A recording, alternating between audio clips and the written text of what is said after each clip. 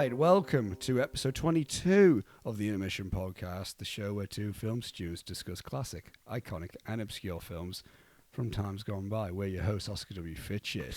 I'm Robbie Tweedle, and I want it to be known that he did not tell me he was going to do that before he started. Do you know what I like about these old films, Robbie? I get older, they stay the same age. Oh, brilliant. Okay. I'm glad that you put it in the context of older films, unlike McConaughey in this movie. Yeah. And I'm going to say now, this is going to have the record for the most Oscar impressions of every film. Do you reckon? Yeah. Yes. Okay. Of every film we've covered, this is going to be an absolute impression of. Really excited for your Affleck. I actually haven't had Yeah. Great. Really excited to hear your Mitch impression. Woo! There's a lot of that. A lot of grabbing the nose the grabbing. top of your nose. But before we get into Christ. talking about that, Yep. should I open the window again? I'm just thinking it feels it's going to get In warm. case Maybe it gets warm. We'll see. Yeah, we'll see how it goes. We'll see. Yeah. But that's not what I was going to say. I felt the heat on me because we've got two LED lights just beaming on us. But here we are once again, back again on the set, second time. One thing I dig the set. I like it. Same. I've now got one of these, the same as you. I didn't even notice. I didn't even notice. I got because the pistol grip, one of the laggy bands snapped. I see. So I've got a replacement for it, but I thought I'll just get one of these. It was perfect opportunity to just buy one. I wanted to anyway because I was a exactly. bit jealous that you've got. Good, isn't it? Yeah, no, I do. It's a bit of like, I feel like Howard Stern. I hope none of the audio goes weird because we're going. Wee. How is the levels, Robbie, man? Robbie Sound, man? Yeah, pretty good. Good stuff. They look fine, I think. Yeah. So that's another thing I'm putting out there as well. If Yeah. anyone. I mean, in the past, we also said, if you want to be our social media manager or our business manager, get in contact with us. It's not a payment thing. Yes, but also, I'll throw out there, do you want to be a sound engineer for the Intermission podcast? Yeah, if you want to do the sounds, please get involved. Because that's not a theme at all for us lately, trying to find people to do sound. Christ, we won't get into that. Yeah. Also, an editor would be nice. Oh, I would love that so much. I know, right? Oh god, because I do these. Yeah, exactly. There's not loads to do with it, but I like having me nights just to chill. Yeah. I would like just to you know what? That's it. Let me just yeah. let me catch up on Midnight Mass. I'm like 5 episodes into that. How is it? Oh, I'm really right. Is I'm it gonna say good? now. First episode was kind of slow. Okay. Second episode, really good. Yeah. Third episode kind of slow again. Yeah. Fourth episode, really good. Okay. So then I was expecting 5 to be another slow one. Yeah. I was kept going. thinking 4 stars initially. At the minute, episode 5, 4.5. Episode 5. Down. I was putting it up. Down. Oh, that end. I'm not going to say anything. Yeah. But that end into episode 5. Yeah. Oh, well, I've just started watching Squid Game. What's that like? It's really cool. What is that? There's a guy and he's like everything's going real bad for him in life or whatever, and he's got no money and he's in debt to a lot of bad people or whatever, and he gets invited to a game, not like a Saw game, but like a. It looks like a total Wipeout situation from what I've seen. Yeah, but Wipeout in the sense of you're gonna get your head blown off by a gun or whatever. Right. Okay. So like the first, I'm pretty sure it was the first episode. There's the that whole red light green light thing. Yeah. Where it's like. As soon as a person turns around, you have to stop. They did that, but if you keep moving when the person's turned around, then you get shot in the face or whatever. I like that. It's really cool. It's a I like cool shit show. like that. It's incredibly graphic and grim. So I might dig it. So then. you'll probably dig it. Okay. But I like I've shit like that where it's like Battle Royale and stuff like that. Exactly. It's a lot like that. But it's I've also been watching the Great British Bake Off, as I do every year, and it's fantastic. It's still good. Just to put it out there, if anyone cares about Bake Off, Giuseppe is my pick to win this year. I know Jürgen's been killing it. You don't care. There's only been 2 episodes. And do you know anything about Bake Off? I know as much about Bake Off from when we filmed that Bake Off from over a year ago. Well, you get the star baker at the end of every week, who did the best that week or whatever. And this guy Jürgen, who is the most wholesome little German man in the world, and he's lovely. He seems great. He's like a physicist or something. Okay. And he's really good at baking. He's Julia's favourite because she thinks he's really wholesome and nice. He's got star baker for the first 2 weeks in a row. Oh. He got it episode 1. He got it episode 2. There's a Hollywood handshake incoming. I can feel it. Is it? I know about the Hollywood. I know about the Hollywood you handshake. can feel it coming. But I just want Giuseppe to come in because he's an Italian. I can tell. Everyone else is British. Giuseppe's Italian. Jürgen is German. Oh, so it's and they've got a little rivalry going on. It's great. I like shit like that. Yeah, I'm into it. It's great. So yeah. Anyway. This will be a theme in like January, February time when the Australian Open starts in Oh, tennis, yeah. and I'll be saying Yeah, stuff. And exactly. you're gonna be like, But I'll do this every week now. That's fine. I'll give a Bake Off update on what's been going on. that'll be fine. So no one has to watch Bake Off anymore. We'll make that's the aim of this podcast now. To make people watch. We're gonna make Bake Off obsolete by me just telling people what happened every Let's do week. it. Let's So do all it. the Bake Off viewers will just come to us. Sure. You know what? Yes. It's a plan. Oh, master plan. It's a plan. Absolute master plan. But as I was editing this episode, last week's episode as well, love the set. One thing I realised, how we are laid out, because we're using these makeshift chairs, you look like an absolute small boy. Oh, do I look really small? If you look at it like that, Oh, yeah, you look I'm like like- an absolute. I look I like look I'm so towering small, over yeah. you. I'm an inch bigger than you, so it's not even like. I also No, want to I say know. because I'm on a stool with a cushion because it's a Yeah. wooden stool. So. Yeah. So you don't. But you know. so it looks. If you look at looks- the episode, and Does it even look here strange? now, it doesn't look strange. It does look like I am much Oh. bigger than you, Oh, and I'm okay. like an inch in real life. Well, that's what we could do when people start seeing us out and about and caring. They're to gonna be see like, us. "I They're thought gonna be you like, were." I thought you were. I There thought you you go. were really small. No, I mean we're both quite small. We're average height for men. 5'8", 5'8", 5'9". Okay. You're 5'8". Am I 5'8"? We measured you. Oh yeah, I'm 5'8". Yeah. I'm 5'9". Yeah. I'm happy with that height. I'm not. Aren't you? No, I'm a small boy. You're bigger than Tom Cruise by a Most good pe- while. Most people are bigger than Tom I Cruise. think that's you're. fine. I think you're the same height as Joaquin Phoenix. Oh really? Yeah, he's 5'8". Well, that makes me feel better. Yeah. Yeah, I'm taller than Julia, so that's good. But most people are. So Taller than Julia. Yeah. Most people are. I want to say, well, yeah, most people that I've come across in my life. I mean, that's fair. Yeah. But I think women can get away with it a little bit more, like their height. Yeah. I think. I don't know. know. I am not a woman, obviously. So I know. Shocker. What? Shocker. So I don't know what the if there is any pressure socially. If it's like, you're too small, you're too tall. I know for blokes, There's it's like definitely a thing about blokes. if you're a bloke, it's like, look at you tiny fuck. Yeah. It's like, all right, man. Kevin Hart's made a career out of it. Yeah. Good on him. And even if you're too tall, you get. It depends what Yeah, you're. If exactly, you're too yeah. tall, it's like, look at this tall bastard. Look at this bloody giant. Unless if you're a basketball player or like an athlete, Yeah. they don't really comment about it, do they? Yeah. There was a kid at my school who I used to refer to as the BFG, but not Big Friendly Giant. I used to call him Big Fucking Gimp. So that's fun. So that's a laugh. But who knows? Who knows where he's Where at did now? that go? I know where he Oh, is. you know he's, where he's, he's still at home. He's Do fine. you, as we all, fucking hell, my phone nearly went flying. No. As we probably will discuss through this episode anyway, because I've got a little point of how I kind of want to format our discussion with this. Okay. Do you, because obviously with me and school people, Yeah. I don't know the only person I know from both of my secondary schools Yeah. that I still talk to now Yeah. is Gary. Yeah. And in terms of the second secondary school that I went to, I don't talk to anyone now. All right. So is it different to you where you still know just like? Oh yeah, we all right. just know each other. I think it's a difference of living in you living here and me living in a small village. But everyone in Hartlepool knows each other apparently.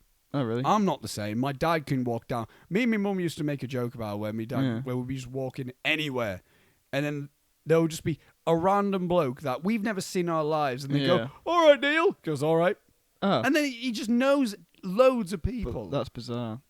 So, and then me and my mum are like, "Of course you know someone That's here." the thing, well, I think we were like in where did we go? I can't remember. We were in a place. yeah. Like a few weeks ago. I think it was in Norfolk. It wasn't when we were in Norfolk. Yeah. God, that would have been like a trip. That would have been bizarre. How do you do this? How do you know everyone? But I'm sure there was like a place where we were just. It wasn't the I mean, everyone knew each other in the wedding, obviously. Well, not everyone. I didn't know everyone. No, but like, but I think Neil, my dad, knew everyone. Yeah. But I don't know. But either way, but that's not a thing for me. Yeah. But I think that's just a normal thing for good Hartlepool people. Yeah. Good amount. I think for that generation, because I'm not sure if anyone of my generation would go like, all right, mate. Yeah. Oscar. I think a lot of my generation fucked off from Hartlepool. Yeah. I think a lot of people... Yeah, it's gone. They did uni. And then, because that's a new thing, isn't it, within our generation? People go to university People go uni now. I'm the first person in my family to ever go into university. I'm the second. I'm not the first to graduate, but I'm the first to go in. Yeah, because my sister, I've got two sisters, but my not eldest one, she was the first person in our family to go to uni. Yeah. Not in extended family and stuff, but in our family unit. My mum and dad. I think even in my extended family. Oh, really? As far as genuinely. Jesus. I think a lot of people did apprenticeships in my one, in my family. That's crazy. I think I'm the first artist of my family. Yeah. I'm also the first person born up north in my family. And I think I'm the only one. What, born up north? Yeah, because my younger cousin, she was born in Swindon. Yeah. She wasn't there. She didn't live there, but she was born in Swindon. Then they moved up. I think we're the only ones who are like... Right. Well, yeah. Not including my step-family. Again, that's different for me, because everyone's from around that area. People won't know where Collingham is. Anyway, I'd be surprised if people know... I think more people know Hartlepool than Collingham. Yeah, exactly. Colingham's just a village. It's near Hull. But everyone's from that general area. Places like really? Driffield and Ticton is where my dad's from. No, he's not. He's from Ticton. He's from Leven. Is where my dad's from, in a little village called Leven. Oh, lovely little name. Yeah, it's lovely, isn't it? It's nice. I like the names that you say sometimes. Yeah, you say, we're from this, and I'm from this. What the magical lands are these? Yeah, Scarborough. I know Scarborough. I've been to Butland. Oh god, I've been to Bridlington. No, terrible. Is it? Yeah. It's where Elle's from. It's the worst. Is it? Yeah, it's the worst. Not because she's from there, just because it's a terrible place. And we also know fine well she doesn't watch these, as she said before. No, she's told us that she doesn't watch this. So. She says she doesn't listen to podcasts, so it's a whole thing. No, but she could watch the videos. She doesn't like podcasts, she says. Yeah, well. But I'll be surprised if a lot of the people we talk to in uni have seen most of the films that we've seen. Ah, yeah, no, I don't think so. One thing I will say, first of all, the Way the Dragon one, it's nearly 80 views already. 80? 80. Really? Nearly at 80 views. My goodness. Goodfellas, not exactly there. I'm very surprised. Oh, really? In the sense, because Jurassic Park was a slow view count. It was, yeah. And that's so I'm not sure if we... But that's one of the most well-known ones that we've done, so it's a bit like... Same thing with Goodfellas. I think because Serpico is our most viewed video, like over nearly 500 views. Which is bizarre. But then we do really well at like the Godfather films and like Apocalypse Now, so I don't know where... I think we hit well... Where's the line? We hit well with... kind of obscure, but with popular people in them. Because I think everyone knows Bruce Lee, but I'm not sure if everyone's seen Way of the Dragon. Yeah, true. And Bruce Lee has a very loyal fan base. Yeah. And I think Serpico is one of these films that are really good, but there's not many videos on YouTube about about that film. Yeah. So I don't know.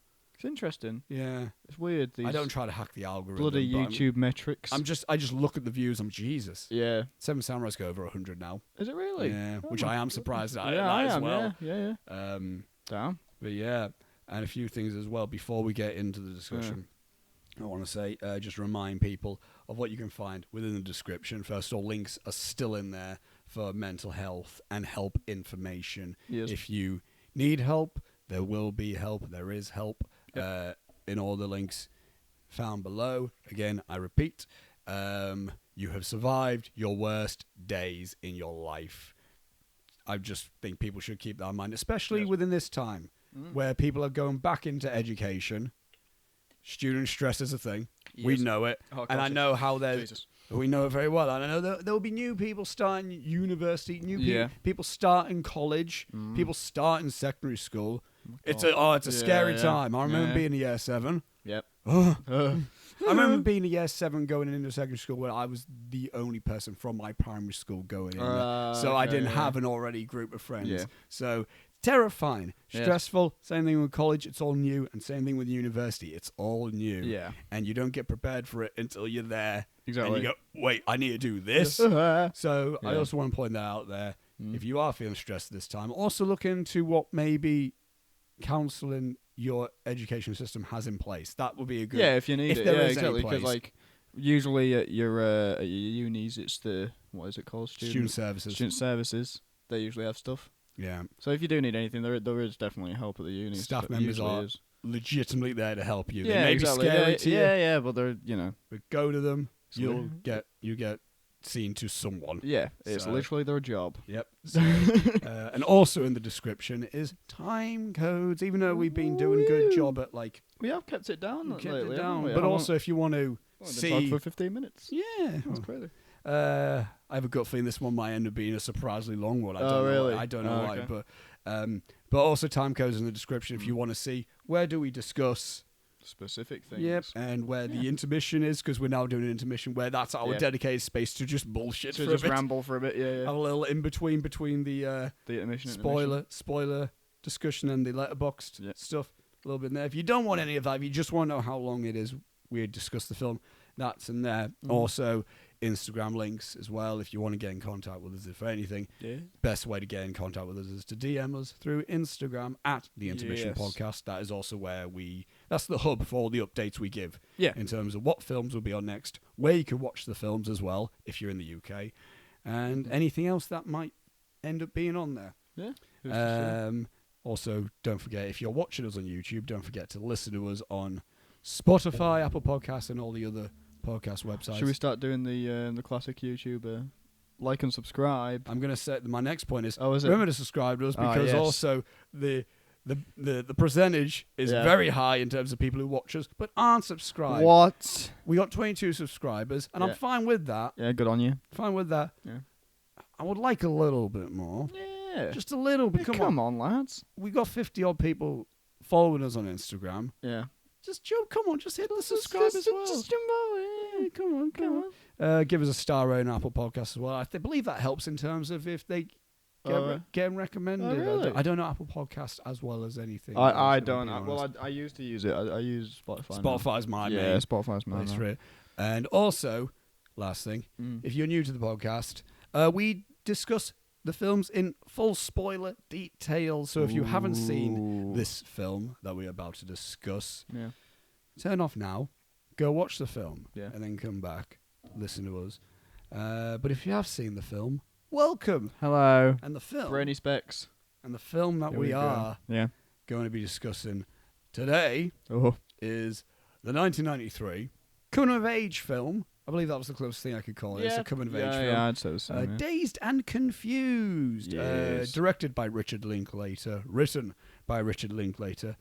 The film stars Jason London, Wiley Wiggins, Rory Cochrane, Joey Lauren Adams, Mila Jovovich, Sean Andrews, Adam Goldberg, Anthony Rapp, Sasha Jensen, Marissa Ribisi, Michelle Burke, Cole Hauser, Ben Affleck, Parker Posey, and Matthew McConaughey, and many, many other people. So many people are in this film. Who didn't necessarily advance on further, so I didn't necessarily could tell who they were. The plot synopsis of the film, according to IMDb, is the adventures of high school and junior high students on the last day of school in May 1976.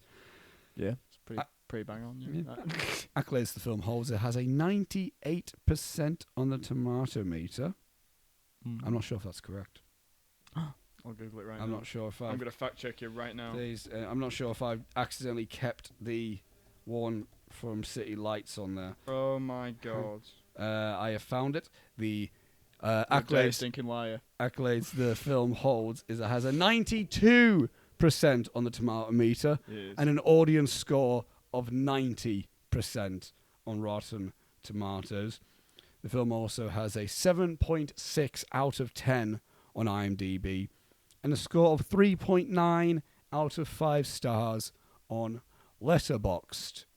Yes. And it's a film that didn't necessarily do great at awards ceremonies or festivals, which I was a little bit surprised at. I thought this would have been a festival darling. Yeah, I thought it gobbled it up. Yeah, but that's all the festival people nom nom nom. No, that's a bit later with Linklater, I guess. Right. Okay. Yeah. I don't know. But so Dazed and Confused. This was a completely selfish tick. There's no reason for us to talk about this. No. None at all. It's iconic. It's yes, it is classic. It's nearly 30 years old.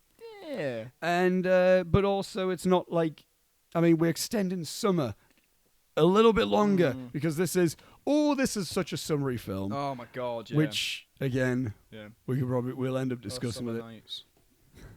Should we talk Grease as well one time? One time we shall talk about Grease. A Grease sing-along commentary. Do you know what was in Elise's top 10? Grease? films of all time. No, Grease 2. No, it isn't. Apparently so. I didn't even know it existed. I didn't even know that was a real thing. Michelle Pfeiffer. Oh, really? It's notoriously shit. Ah. Like, it's notoriously Yeah. not just, that wasn't good. Notoriously awful. Oh, wow. I've never seen it. No, Because I didn't. why would I? I didn't even know that was a thing. Why So would I? was like, oh, okay. Yeah.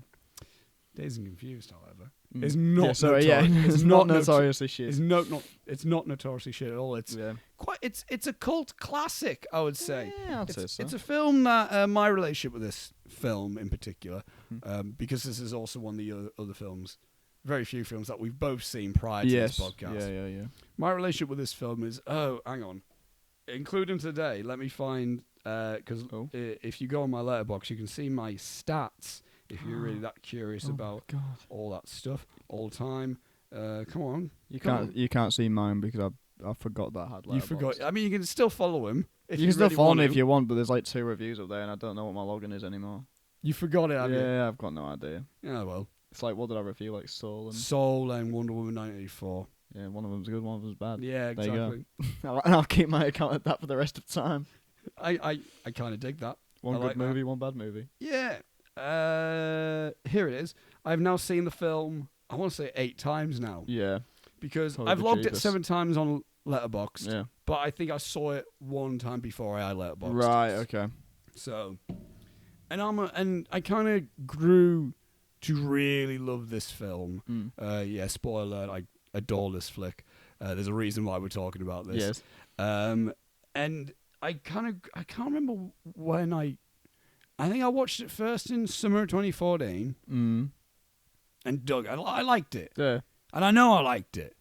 But you can't love Dazed and Confused on the first viewing. No. You can't. It's not a film that you're like, I get it. Yeah. No, it's not one of those types of films. And I think I watched it again. No, I think it might have been 2015 was the first time I watched it, or 2016. Right. Yeah. 2016 sounds right, actually. And then 2017, I watched it again. Mm-hmm. So I was trying to make it a yearly thing for Yeah. each summertime. I remember watching it again with my then girlfriend, because I was like, this is great. She wasn't fussed on it. Ah. She was like, okay. I don't think she had a strong opinion either way. Yeah. She wasn't like, fuck this, or like, this is great. But she was like, yeah, okay. Which I think I have a feeling that I might have because it's a film that I think you almost need to feel like you either know these characters or like you relate to them. Yeah. And so I guess some people are like, I don't really like that. It's like, oh, you just didn't really gravitate to them. Which is fine. Which, yeah, exactly. It's understandable. No, and I think it's what I've said this to you. People have their coming-of-age films. Yeah. Like, everyone seems to have a special connection to these types of films. Donnie Darko is one for me. But if I'm talking about another, but I would also say this. Yeah. I need to rewatch Stand By Me. I do need to watch that. But Stand By Me is pretty good. It's good, but I've only seen it once. And about 10 years ago since the last time I watched that. But to me, this is one that I always keep revisiting. And Breakfast Club's another great one. That's another really good one. But Perks of Being a Wallflower is a good one. That's a good one. Yeah. Good. But I think with this one, because as we'll also talk about, it's just a happy film. It's just a nice hug, isn't it? Because other coming of age films, there's some dark shit happening as well, which I think's important and good. But I also there's a reason why I keep having a good time. There's a reason why I just stick this on every summer. And I think I kind of found a new love for it during the pandemic in 2020. Right, okay, yeah. Because I'm not sure if we discussed this on the podcast. I don't think we did. We discussed this just between us two. I think since the pandemic, then there was, for me at least, and I think with a lot of people, there was a big rage for slice of life films. Yeah, there was, yeah. So I think that says a lot why Nomadland probably won Best Picture during that time, because it was just, let's just remember when we lived a life. Yeah. Let's remember normality as we once knew it. And I think Dazed and Confused is like that in the sense of like, I just want to remember having a good time. Right, yeah. And I think that's where I think I watched it like 3 odd times in during the pandemic. Hashtag Pandy, as it's known. The Pandy, yes. The Pandy. That's what I like to call it. And yeah, again, 8th time now I've seen this. Yeah. It'll go to double digits. Yeah. It will. Almost certainly. I can't see this is going to be a film that I'm going to, like other Linklater films, I'm going to just have this form the rest of my life. Yeah. And I feel like, even because 26, Yes. and this is a young person film. Yeah, I would say so, yeah. But I'm going to touch upon it a little bit in the sense of, like, I think that you don't need to be young to appreciate a young person film, because it relies so much on memory and nostalgia. And everyone has memory and nostalgia in that sense. So I think... So basically, I don't really necessarily have a relationship or a journey with Dazed and Confused. I just fucking love it, man. It's a good time. Yeah, and Robbie, you're... Ooh, yeah. And another thing, obviously, big Linklater fan. Yeah. Big Linklater fan. I didn't necessarily want to do the Before trilogy on the podcast. Yes. Because that's 3 films, Robbie, and I don't think we can just do one and then leave it. I've only ever seen 4 Linklater films. Right, yeah. So I've seen Before Sunrise. Sunrise, that's the first I've seen one. that one. I've seen this. I've seen School of Rock so many times, and I've seen Boyhood. Boyhood's good. Boyhood. I don't.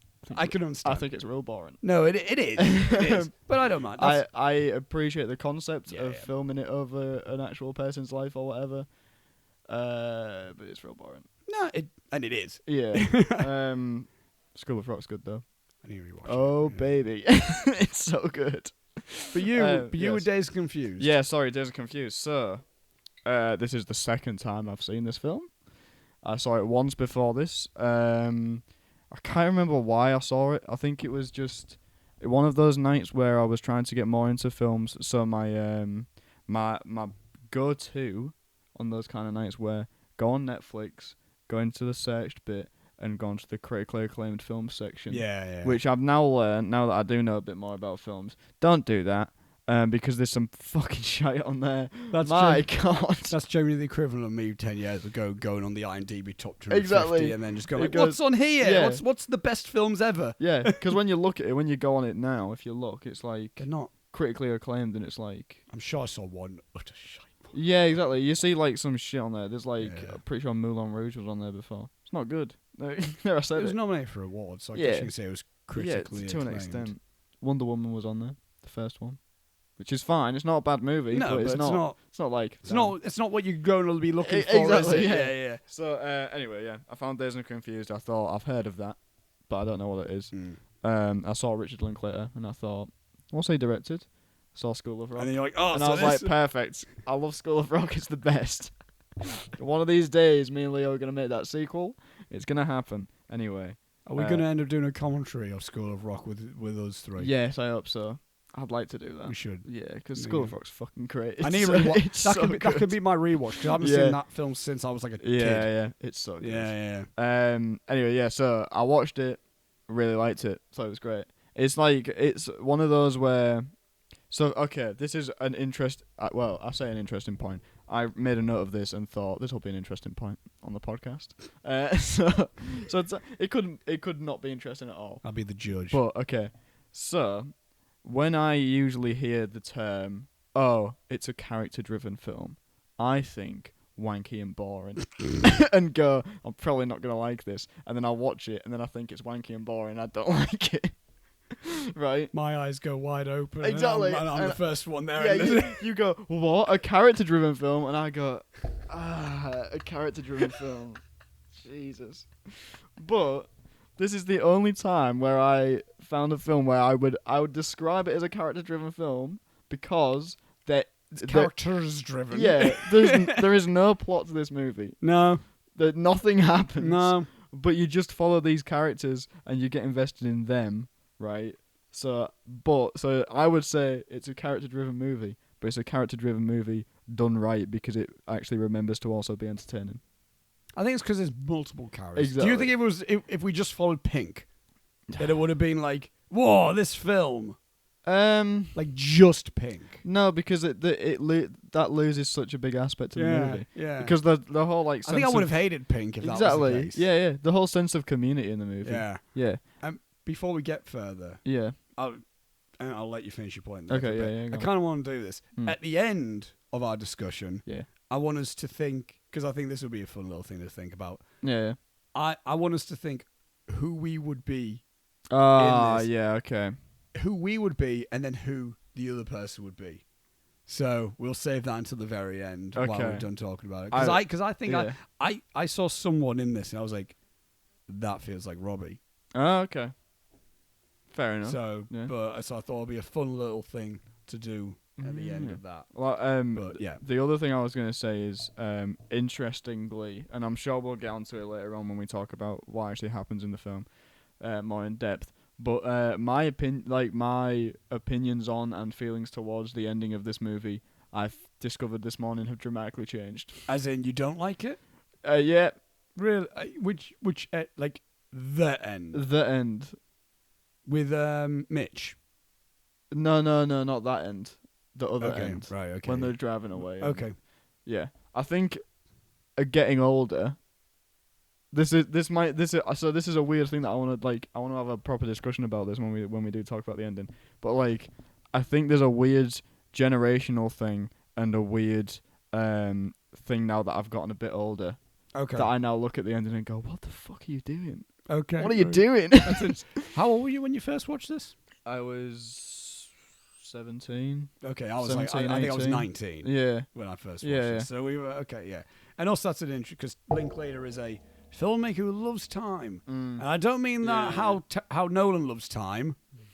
I don't mean how Nolan's like with time. I mean how Linklater loves the concept of looking at how time changes us and the passage of time. Yeah. And how we look back at time. Yeah. And which is something that I dig it. I want to achieve. Right. Okay. Yeah. At some point, and because we've said this before, we've talked about like how it's interesting how we look at your favorite directors, and we definitely see your style as a filmmaker. Yeah. Do you think so? I can see you. I can see you. You love Edgar Wright. I can see Edgar Wright isms within your. Within what you want to achieve, and and we in Jurassic Park we've also discussed how I can see what you're aiming for, with Spielberg being one of your favorites, and how you look for almost that adventurous wonder within your films. And whereas for me, as we've also said, when I say my favorite directors, they're not exactly really. Like, my favorite director's Tarantino. Yeah. You don't look at any of the thing that I've made, do you? And go, Tarantino. That's that. Yeah. That's that. Yeah. But I think it's interesting. But it's like, obviously, and I'm aware of this as well. And you've told me this. Yes. And even Alison, lecturer, has told me this. It's like that Linklater is the most mirrored to me. In terms of like what I try to achieve with my filmmaking style, which I'm very flattered by that. In the sense of like, I don't think I'm anywhere near that level, obviously. No, but obviously. But I unintentionally have kind of like really drawn myself to him as like a filmmaking inspiration to me. Even though there's a lot of his films where I'm like, don't really fancy watching that. Like, there's a good few. But when he does films like this, I'm in for them. I'm completely down for them. For me, like this is, I would love to make a movie like this one day. It's very nostalgic. We were going to try it, weren't we? Coming of age sort of thing. Yeah, exactly. I mean, it was more time than anything else. We couldn't work it out. But there is a script that it exists. That exists and could still do it. Yeah, probably within one of these. We could literally probably do it after we graduate. Yeah.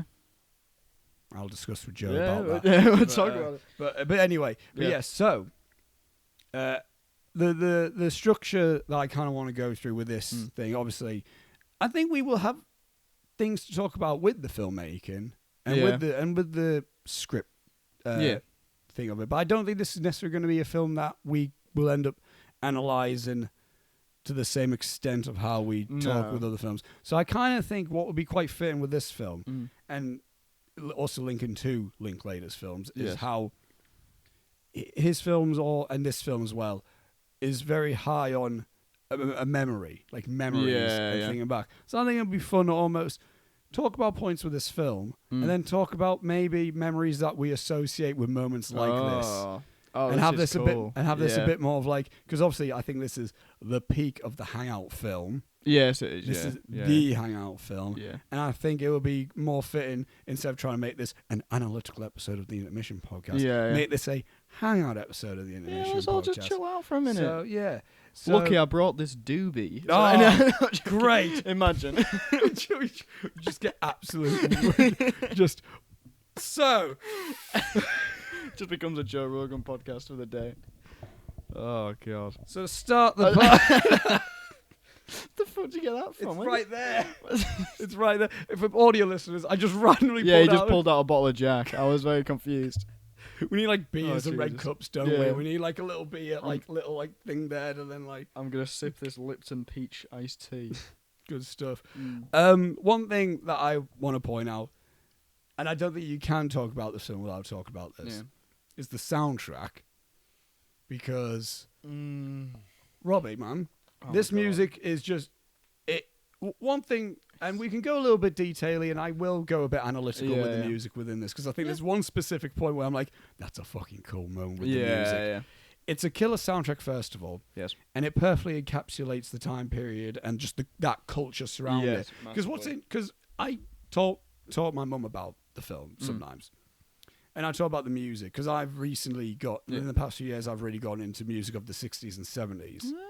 Which, I've become a big Simon & Garfunkel fan. Become a big Led Zeppelin guy. And I'm quite a big Bob Dylan guy as of the last few years. And the last few summers, my summer soundtracks over 2020 and 2021 have been psychedelic rock. Cool. So it just so to me recently this music feels 70s. Yeah. This feels summer. This feels like summer for me.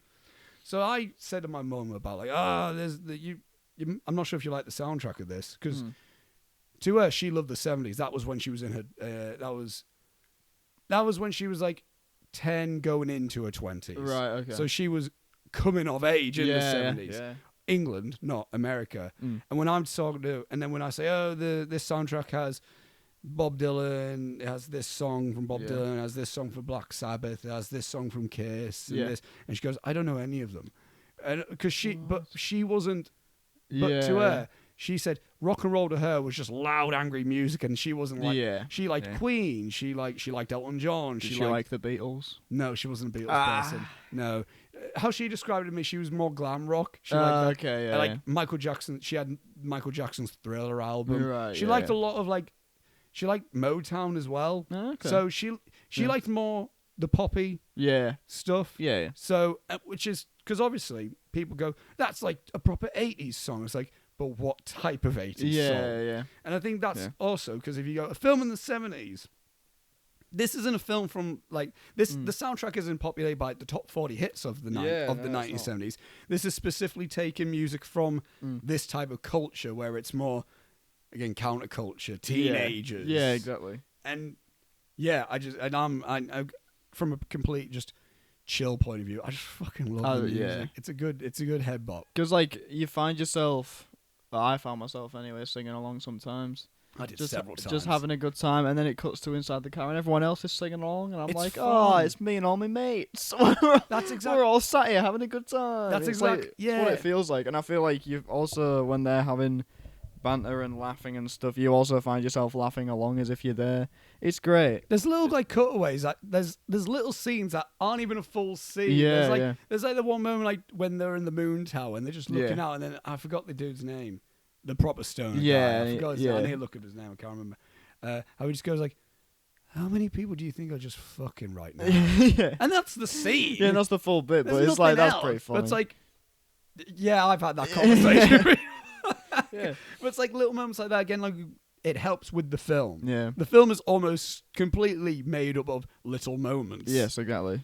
And so the soundtrack is, and while we're on the topic, I may as well say about like there's a moment, obviously the needle drop and the montage of the schools out for summer. Yeah, so good, perfect. It's a perfect song. It's a great song, first of all, and again, it's just the montage of it. Yeah, of just this. You feel the moment. Yeah, exactly. And you know that, and I'll get into memories and nostalgia in a bit. Yeah. But you know the moment of the feeling of like last day of school. Yes. And even though maybe that stuff doesn't happen, in the fact of where people are like going, yeah, just throw it like that. Doesn't, no, we don't. Maybe not in. And we don't go UK. smacking people with cricket bats or whatever the fuck Ben Affleck's doing in this movie. I'll get onto it because it's weird. But like that, there's no like raining of papers. Yeah. At most, it's a load of people walking out with like drawn on T-shirts. I'm not sure if that's a UK. I don't know. I think that's a UK thing. Because because obviously we have uniforms. Yeah, so we have for any listeners outside of the UK, I think this is a UK thing. I've never seen anything anywhere else. Yeah, basically on the last day of school, everyone signs each other's shirts. So because we all wear like white shirts. We all wear like not white shirt. Yeah, but like button-ups. A white button-up shirt, and everyone signs it. Yeah. And you get real sweaty running around, and then you get like drippy, inky pits. I don't have that. Oh, do you not? I don't have that. Oh, do you not have any like? No. Do you not have any ink stains on your signed shirts where you were obviously sweating? Because we're moving into a memory with this. Yeah, okay. Because obviously, I've got my primary school polo shirt somewhere in the house, and when I left year 11, when we were leaving in year 11, and that's hung up somewhere. I should have got it out. I should have had it here. But I've got everyone was signing, people signing it, and then some. I'm tempted to call her out actually, but someone signed the back of my shirt. Yeah.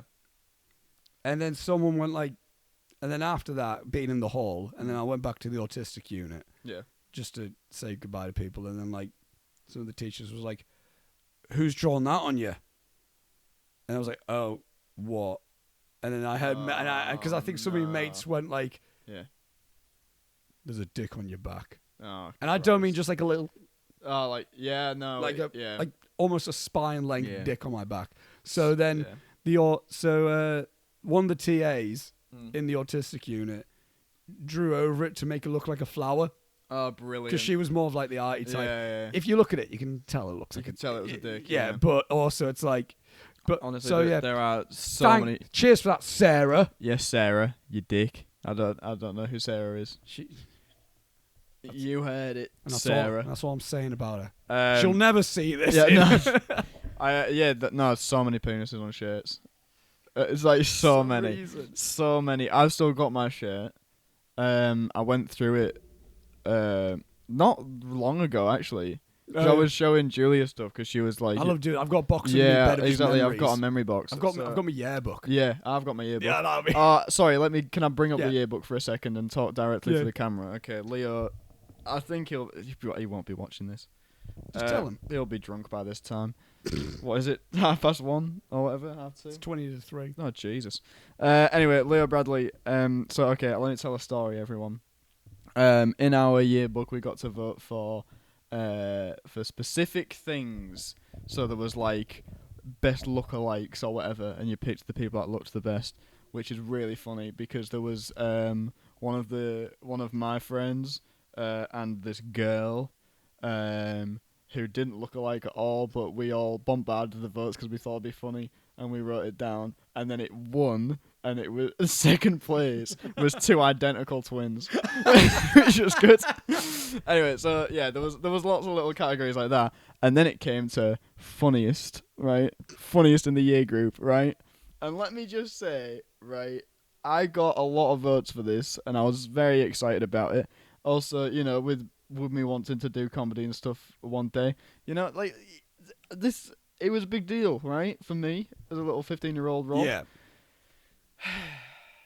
Third place, Robbie Tweedale, because it has the top 3. You got the bronze. I got the bronze. Second place is a kid that mercilessly bullied me right the way through high school, right, which is like, come on, that's a kick in the teeth. That's an outright attack on you. Exactly. Yeah. Well, he didn't mercilessly bully me. I just think he's a bit of a cock. No, but still. Yeah, exactly. First place, Leo Bradley. Undeserved. Can I just say? You weren't funny, you were just loud. There's a difference, Leo. You bitch. I haven't seen him since we've come back to uni. No, I haven't. He's PG. Neither have you. Yeah, neither have I. I live with him. No, but he works a lot now.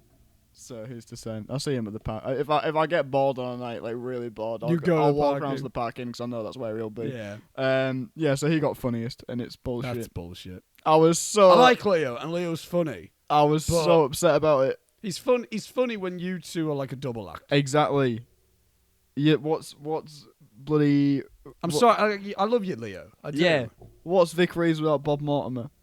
That's all I'm saying. Who's Morecambe without Wise? Exactly. And then there's just Laurel and Hardy. Yeah. But it would be like it's Bradley and Tweedale. But it would be like doing, like Laurel and Hardy. But just Stan Laurel. But Stan Laurel was first. Oliver Hardy was third. And then slap bang in the middle is someone like, I don't know, fucking Russell Howard or something. Like it's like what's this about? Because notoriously Russell Howard bullied the fuck out of Oliver Hardy. Yeah. I really like Russell Howard as well. I just couldn't think of anyone. I don't mind Russell Howard. I think he's great.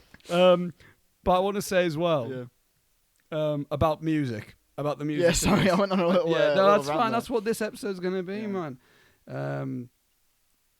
Where's the point at? that I'm trying to find. Oh yeah, if one about soundtrack, because obviously the soundtracks are more.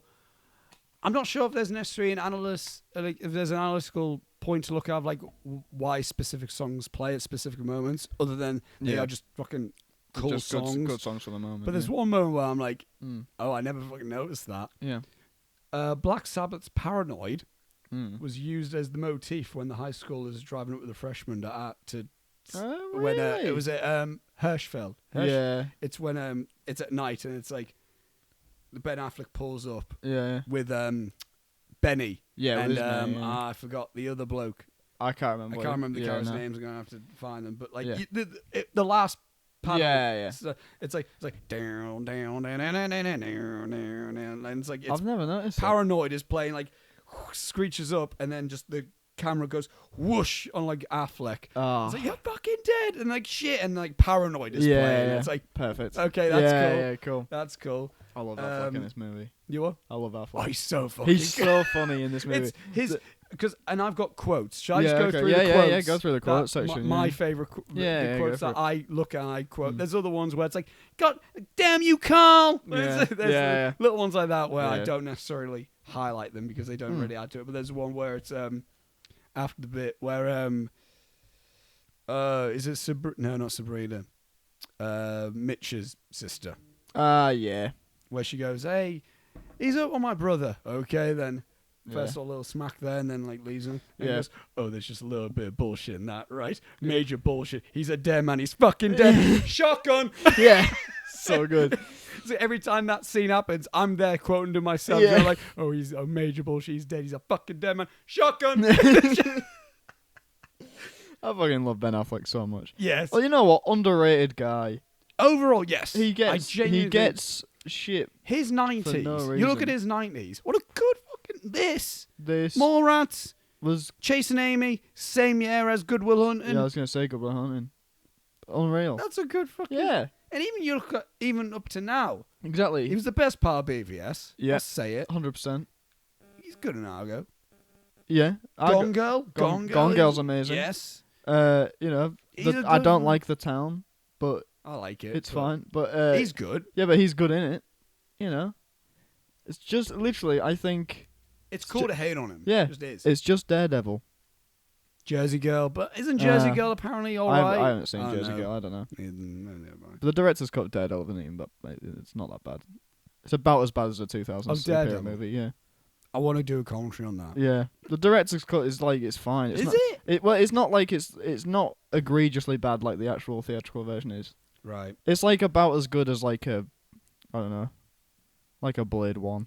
Okay. I don't know. And speaking of Affleck, his quote, the first line he says, not sure if you can remember this, drives up in the car. I also love how that's just an introduction of most of the characters. Is they just drive up in a car? Yeah. Most people just appear in a car. It's like first time we see McConaughey, he's just driving. Yeah. It's just like Affleck gets out with a paddle that says "Fa Q." Yeah, terrible. Like not even funny. I don't know what it's like. It's not even clever. That's the equivalent of like when someone hands you a little piece of paper. It was like read that, and it says I-1-2-4-Q. Yeah. Oh, cool. Yeah. Great. So then Affleck comes out, and I quote, he says, You're ready to bust some ass? Yeah, fantastic. Great stuff from Affleck. I wish he'd have brought that over into his Batman. You're ready to bust some ass? Yeah. Bah! Steps out of that big weird flying robotic whale or whatever that they've got in Justice League, and he looks to all his mates. You're ready to bust some ass? And he's the again, because I've also got, like, I love how there's no antagonist. Yeah, no, he's the closest thing there is to it. Yeah. But he's not like this danger. No, he's just an asshole. He's just like this fucking, and even like everyone else around, he's a doofus. Yeah, he's just a dick. Like no, it's not like all the girls are like, O'Banion?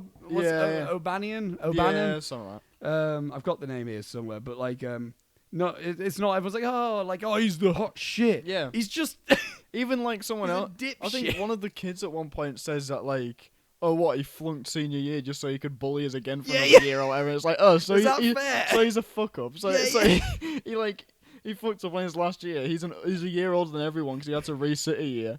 And he's just like, it seems like he's just done it to beat the shit out of people on the summer. It's like O'Banion. It's just like this idiot. And there's another one as well where the guy says like, there's always some guy that wants to be the badass or whatever. He's nothing. I think that was Pink who said that. Yeah, exactly. Yeah, it is. And the bit where he's like, it's when he gets the gun pulled on him. Yeah. Oh, that's so like, good. Oh, I saw you, little sack of shit. You fucking dead. He's probably good for it. And he's that one guy when he meets back up with him. He goes like, "Did you hear? I got a fucking shotgun pulled on me." Like, yeah, not kidding. It's like, oh, you're that like, guy. Who's like, it's like, did you hear? No, because why would anyone be saying that? He's like, it's not like there was people around going like, oh. You can imagine that as soon as the camera cut away as well, that he's going like, yeah, and then I like roundhouse kicked it out around or whatever. It's like, and I was right up there, but you know what? She didn't want to get felt, so then she backed down. Yeah, exactly. It's like, come on, man, shut up, this guy. And then I'll say it now as well because to round up the Affleck, the Affleck conversation. I've got O'Banion getting paint splashed is the emotional equivalent to the villain being defeated in an epic action film. I love that. Yeah, it is. Yeah, like there's a lot of little like almost mini tension. Yeah, like there's the bit where it's like they're in Emporium. Sean Andrews' character. Oh, I just have the character list. Kevin's house. No, is that it? When they're in the Kevin's house and the beers get delivered. Yeah. That's Kevin. It's Kevin, isn't it? Kevin. Let me just double check so I at least. I'm sure he's called Kevin. Kevin Pickford. Yeah, Pickford. there you go. That's what I was trying to think of. Yeah. When he's about to open it, and then like fucking who's with the lady from the Resident Evil movies? Mila Jovovich. Yep. That didn't even where Slater is fucking around with the bag of weed. And he's about to open it. There's a little bit of tension. Like Slater, hide the bag. Yeah. And he goes. Yeah. So it's like again, like little like. Even though this film is a chill hangout film, there's still like little bits to keep you on your toes. Yeah, because it's like since this is so grounded and we're almost pulling ourselves as if we're hanging out with our mates. Yeah. We're almost thinking, imagine if we were in the house and then our mate's dad was going to walk in and your other mate's still fucking around with a bag of marijuana. Yeah, it's like, exactly. Dude, like, come on, what are you doing? Yeah. And like little moments like that where like you see the bully just get, it's like, fucking way, you wanker. That's one where I actually wanted to talk about filmmaking stuff as well. Just that after Affleck gets splashed or whatever, and when everyone's laughing at him and he freaks out for a bit and goes to his car and everything, it's all one take. It is. I love that. And he's so good in it. He's like freaking out. He's like getting so annoyed. He smashes the bat. He's looking at anyone. It's like, you want to go then? Yeah, he's like, do you want to fucking? He's like, if this was the British version, it was like, what you fucking look? How we then? How we then? How we coming? He like pushes Mitch again for no reason. Like Mitch has just stood there. You little freshman. Not gonna say that word. Yeah, questionable Ben, but all right. It was the it was technically the 70s, I guess. And an arsehole would say that. Yeah, exactly. And I think only the arseholes did say that, so it's all right. It's not like it was a casual thing being flung around in the film. So, but yeah. Yeah, it's a great little scene. It's a great little moment for him. And that's the last we see of him. He just he just disappears. He's not in like the final part at the end or anything. Never shows up. That's what I think. He could have very well have easy. Like he comes back, he goes, "I'm gonna ruin the party." Yeah, but it's like in real life, if that happened to someone, just go home. You're like, fuck this, going home. Got pain all over me. Why would I come back? It's so good. When if they get the pain? Why do we need that? Exactly. You don't care because it's a good time. It's a good time. No alcohol required. Yeah. Although alcohol required if you fancy it. Yeah, if you want. But another thing I've got, another quote I'll throw out there. It's with the middle school. It's the junior high teacher. Yeah, where he's in Nam. He goes like, "Sir, we're really big helping you. Yeah. Let us out early, please, sir." He goes like, "It's just like, it's like our sergeant told us before one trip into the jungle. Men, 50 of you are leaving on a mission. 25 of you ain't coming back." It's just so, That's it. It's like, okay. it's just like all the kids are just. Oh. it's even the bit where it's like where Benny's got the mic, Yeah, and he's just like grinning. It's like, yeah. Because when they all go like, and like go back to their seats or whatever, and it's like, how often does this guy talk about Nam? yeah, because they go like it was it's like such our like soldier tours before. It's like, oh god. Yeah, it's like, oh, here we go. But he's teaching math. He goes like, and as my sergeant said before going. Chill out, man. Oh, I love it so much. And another quote I've got is during the middle school girl initiations, where it's where Parker Posey, who plays a perfect bitch. Yes, she does. Yes, plays it very brilliant well. bitch. Yeah. She's great. I think she's a really nice person in real life as well. Yeah. So but it's like just that one little quote she says, just like at the end of when they're all going back in the truck, and she just goes, "Wipe that face off your head, bitch." Yeah. What does that even mean? What does that even mean? I wrote down that I think that was at the point. Yes. Where's my notes? Yeah, that was at the point where I wrote down Americans are so fucking weird. Yeah. We don't have anything like that. What is any of that? One thing, I don't think we're crave enough because we have like arsehole things happening like that to people. But it's just like another school rocks. It's just another school rocks up, another school's like, we're gonna fight you all. It's not meant fun. Yeah, no, it's not. It's like, I mean, this isn't fun, but you know what I mean. No, but it's like, I just don't understand. Like, any American listeners or anything, if you want to message in to explain this, I don't understand what the initiation thing. What is that? I always assume it's like harden you up, but it's like, why do you have all these rules? Yeah, it's just bizarre. At least with the lads, it's like we're gonna beat the shell of your asses. Yeah, we just beat you up. It's like, all right. I mean, but like, there's people like doing like specially designed paddles or whatever. Like that one guy is it? That's funny. That's pretty funny. But then like, it's just it's bizarre. Like, do you want to get in the paddle thing? Yeah, is that what you want? We can get into the paddle thing. It's fucking weird, man. What are you doing? I think I was aware of it because I think I saw stuff like that like in cartoons where I grew up, right? Where it was like the bullies would have like a paddle and just smack the fucking shit out. Well, I see. Doesn't make any sense. I watched like this was the first time I'd seen anything like that. Oh, was it in this movie? And I was like, is that a real thing that people used to do? Does that still happen? I can't imagine it happening now. No, but it's like, but why not just beat them up? Yeah, why do you have to faff on with a cricket bat? Why you gotta faff about and find a weird cricket bat that's too small to play cricket with or whatever? It's more of a paddle than it's just what I mean. It's just like, what's an ass smacking paddle. Yeah, but why does that exist? What is it? What's the actual use for it apart from smacking people's asses? Only that reason. That's what I mean. It's just weird. It's a bizarre turn of events, and I don't. Yeah, and like, so for us, like, if there was ever a big thing happening and you'd have to rush home, it was because like a different school from my area. It was a school called Kelvin, which was the rougher school. Shout out to anyone who went to Kelvin, I guess. I don't think we had necessarily a rival school. I think it was just all the schools. Right. Like, fuck you. But it would be like, we'd overhear through the grapevine, or meet at graveyard. which sounds like it's like so we can bury you when we're done already. But no, it was because the graveyard was like on the way home. Alright. So like you had to pass through a graveyard to get home. But like you could go. It wasn't a cool thing. It was like, we're gonna bury you alive. Yeah, no. And I was like, but you could go a different way home if you really wanted. Yeah. But the Kelvin people would be like, meet a graveyard, and then there'd be a big like gang of people, and then they'd run at each other, and then it'd all get called off because one person brought a knife.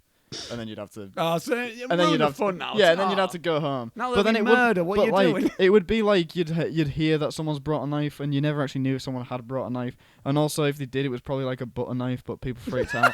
Like it's just things like that where you're like, what the fuck is this? But then then I'd have to take the long way home because I'd hear through the grapevine that Kelvin were waiting for people at the fucking like, graveyard, and I was like, fuck this, man. I just want to go home. I want to go home. Yeah, no, it's weird times, but like that's as much as you'd get. I think there would be like, I might like a mass kegging. Right. Okay. What's that? A keg. Do you know, like, if you get kegged? Oh. Is that local? Do you know what? If you get kegged? Oh, like pantsed, as they call it in America. Yeah. What do we call it here? With you. Yeah, because we have a specific name for it, and I was trying to think of this the other day. Oh, God, hang on. But like that would be a thing. I'm gonna message a friend. But that'll be get him on the phone.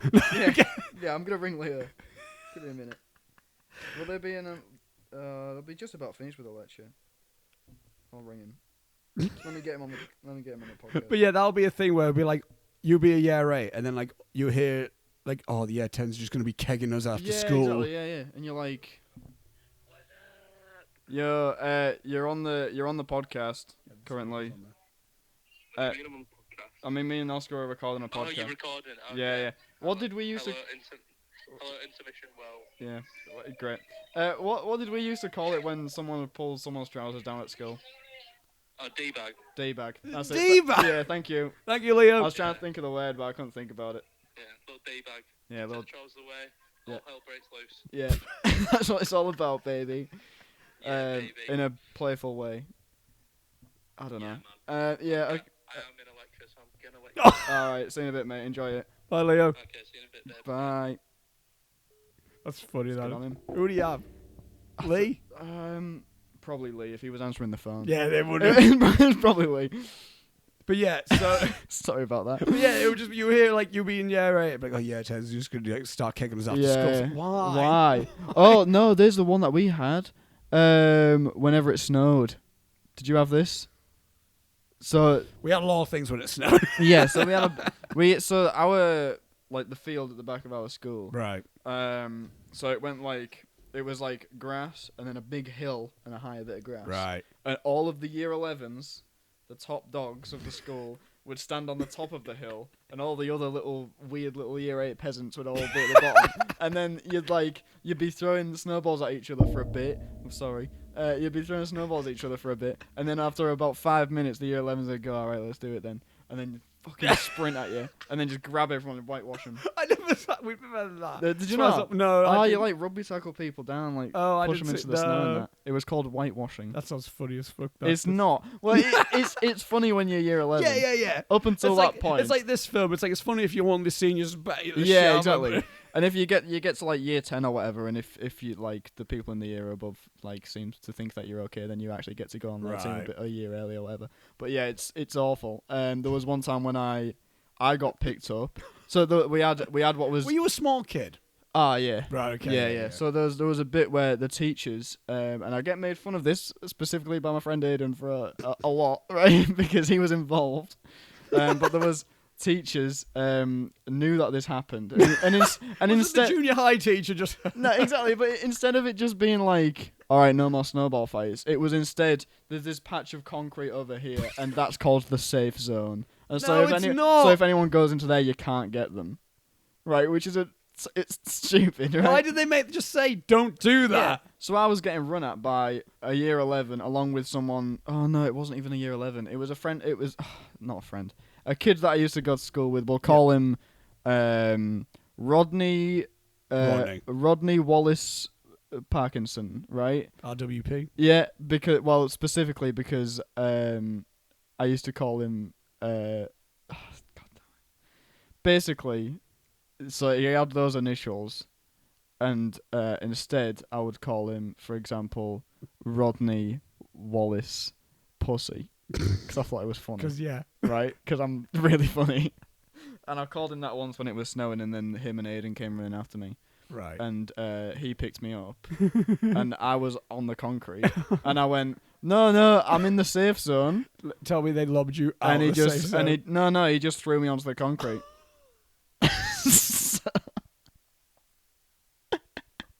And Aidan still to this day goes, "Ooh, I'm in the safe zone."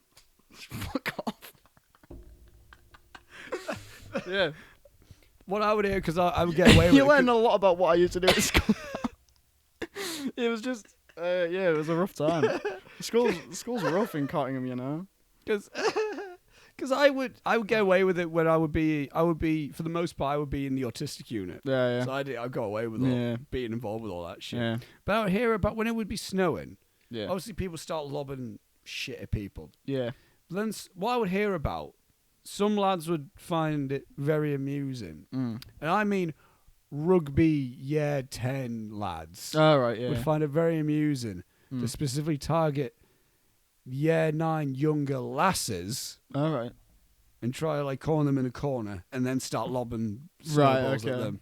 Great. Which I would hear about that. I'm like, we'd hear a lot of that. big man. Did you ever have like a... Oh, I'm a big rugby lad. See, I can corner like this little tiny lass in a corner. Like, And like, nah, that's not an alarming thing. Yeah. Did you ever used to get hear about someone like hiding a rock in a snowball? It would ice. It would just they would get a clump of ice within it and then ruin the fun. Then one kid would get bust open and above the eyebrow. Well, I was gonna say we'd get like someone would just pick a rock up and then just cover it in snow, so it looks like a snowball and throw it. That dickhead. Yeah, that dick. Yeah. Fun though, I guess. Yeah. I don't know. Another one of the other quotes. Yeah. I got is when it was when Mike and Tony and I forgot and Cynthia. Yeah. I love that trio. Yeah, that's I a think good they're pretty trio. good. Yeah. Are in the car and it's this has to be improv, and I think it was. Yeah. If you're looking at it, it's when he goes when Tony goes like, so if you don't want to go to law school, what do you want to do? He goes, I want to dance. Yeah. Because then you can see Cynthia almost stop burst out laughing. And it's so just out of nowhere for that character. So it tells me Linklater, they were just rolling the camera. Then he said it. Then like Adam Goldberg. Yeah. Just when he was like, I want to dance. Yeah. That's what I mean. It looks like everyone was having a good time with it. Yeah. I can never decide if I like those guys or not. I can understand, yes. Because they're also incredibly like, shut up, just have a good time. Just don't be he's talking about Marxism or whatever they're on about most of the time. McCarthyism, that's another... Yeah, stuff like that, where he's like, it's like neo-McCarthyism, man, or whatever, and you're like, what the fuck are you... Shut up. The thing... No one cares. Just... I'll get to the point about that, because then that will follow on to another point with. But another quote I've got is when we first see McConaughey, Wooderson. Woo! When he goes, same. It's when Mitch gets in the back. Yeah. Say, man, you got a joint? Yeah. No, not me, man. It'd be a lot cooler if you did. Yeah, it's like. But McConaughey plays off the being high thing so fucking well. Yeah, it's probably because he probably was. Probably right. Yeah, but I'd imagine he probably was. But like, he plays it so. It's perfect. just it's like spot on. Like it's like. It's just weird, man. I haven't got the quote that I said earlier because I've already said it. Yeah. I quote it far too much for what it actually means. Yeah, it's really dodgy. Yeah. Mr. McConaughey. I mean, he didn't. It's not him saying it. But again, I don't think he's meant to be a creep, though. He's not meant to be that's like, what I mean. He's meant to be a bit. All right. He's not made out to be this like great guy. I think they say it after he says that as well. Where they go. Yeah. I think it doesn't. Hang on, doesn't Don go like, there's a felony waiting up with you there? Or I think someone says that, something like that. Yeah. He goes, oh, that's a lawsuit waiting up. Yeah. Someone is like, you're gonna get fucking jail, man, if you keep going. It's because like it's because he's implied. I'm pretty sure it's said as well that he's older than everyone. Too. He is, which is funny because McConaughey wasn't. Joey Lauren Adams was older than McConaughey. Oh really? Yeah. Oh wow. Didn't know that. McConaughey was born in 1969. Joey Lauren Adams born in 1968. So yeah, but it's when he goes to Mitch and he goes like, "How's this year junior high crop looking?" Yeah, or something. It's goes, like, come on, dude, what are you doing? Yeah. And then another quote again similar was when Slater goes to Mitch. He goes, "You cool, man?" Yeah. Cool how?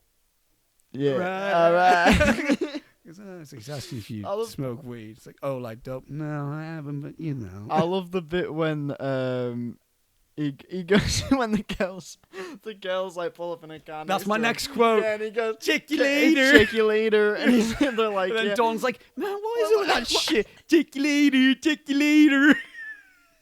Because he just say it so weird as well. He does the check you later. Yeah, and it's afterwards when he goes like, hey man, it's quality, not quantity. What the fuck are you even talking about? Man, these girls in this town, they're just a bunch of stuck-up bitches. Yeah, it's like, oh god, It was the girls before us, man. That's where it was at. They were excited. Oh god. He's a funny character. I like Slayer what a a good lot. time. Yeah. I like Slayer It's a a lot. good performance. Yeah. What else did I don't know he who the do? guy is or what he's been in. His since. name is Rory Cochrane, All right. and he was in Argo apparently. All right. He was in Black Mass. Oh Jesus. Good on him. Yeah, but it is like that. Yeah, he's great. Yeah. He's a very great little good. thing. And Yeah. again, there's a reason why he's like one of the poster people as well, because he Yeah. always is. It's like him and McConaughey are the mascots of Yeah, this 100%. film. Yeah. I also love the bit with it where him and Don have got it's only those two. Like Slater. Yeah. Yeah. It's just like. What are you What's the doing? point? What are you Yeah. doing? Oh yeah, and then it was after the middle school dance, just right after, which Yeah. I've got.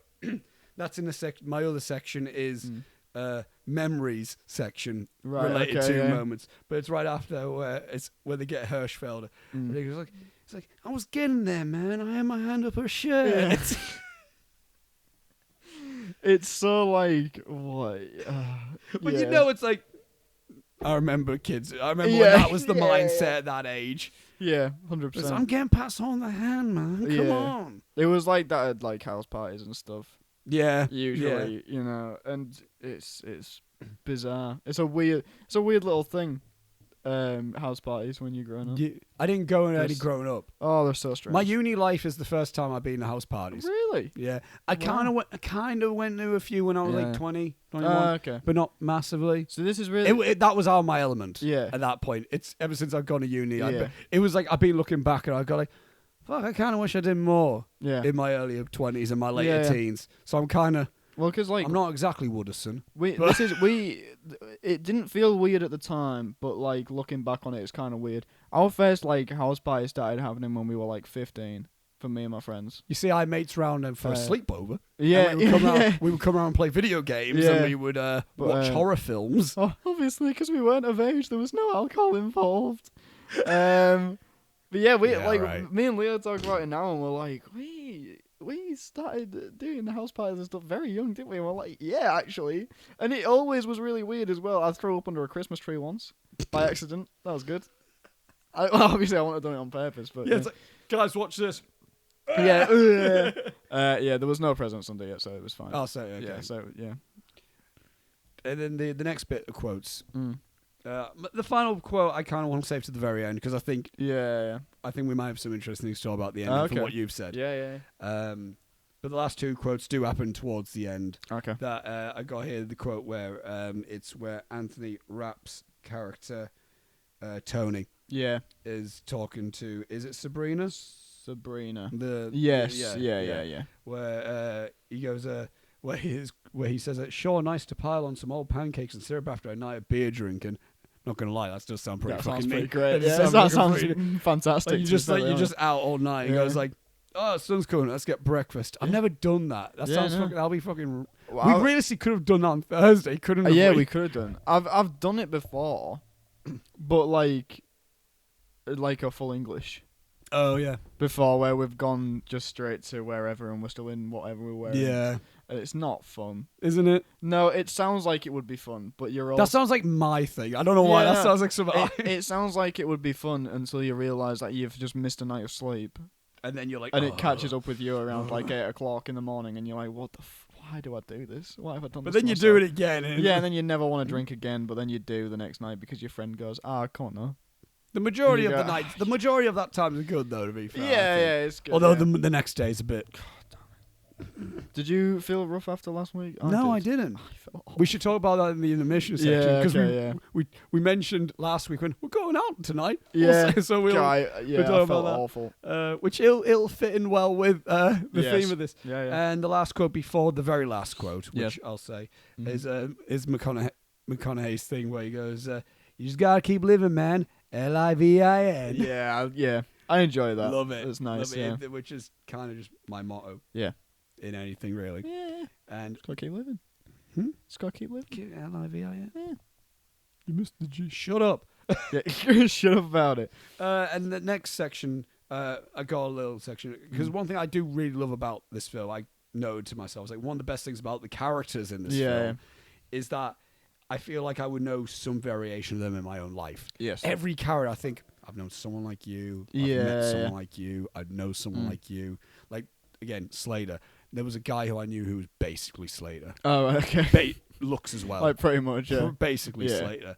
And even like, it was, I always have this weird fucking like, almost like flashback PTSD mode. Not PTSD. That makes it sound like that. Yeah. But this weird like, almost like, fuck, okay, that was a weird unlock of a memory there. Yeah. Whenever I see, the first time I see, Simone Yeah. in it, I get a really weird flash to go because she looks almost identical to my primary school crush. Oh, really? Really, just fuck me. I was like, That's what like every time I Yeah. see it, first time I see her, I almost get like Yeah. this. Jesus, that's almost like an instant like Yeah. flash to like a weird young love nostalgia that I have. Yeah. Very weird. That's You bizarre, don't know yeah. her, but obviously, Yeah, well, yeah, obviously but- you don't. But it's so there's loads of. I think there's also some.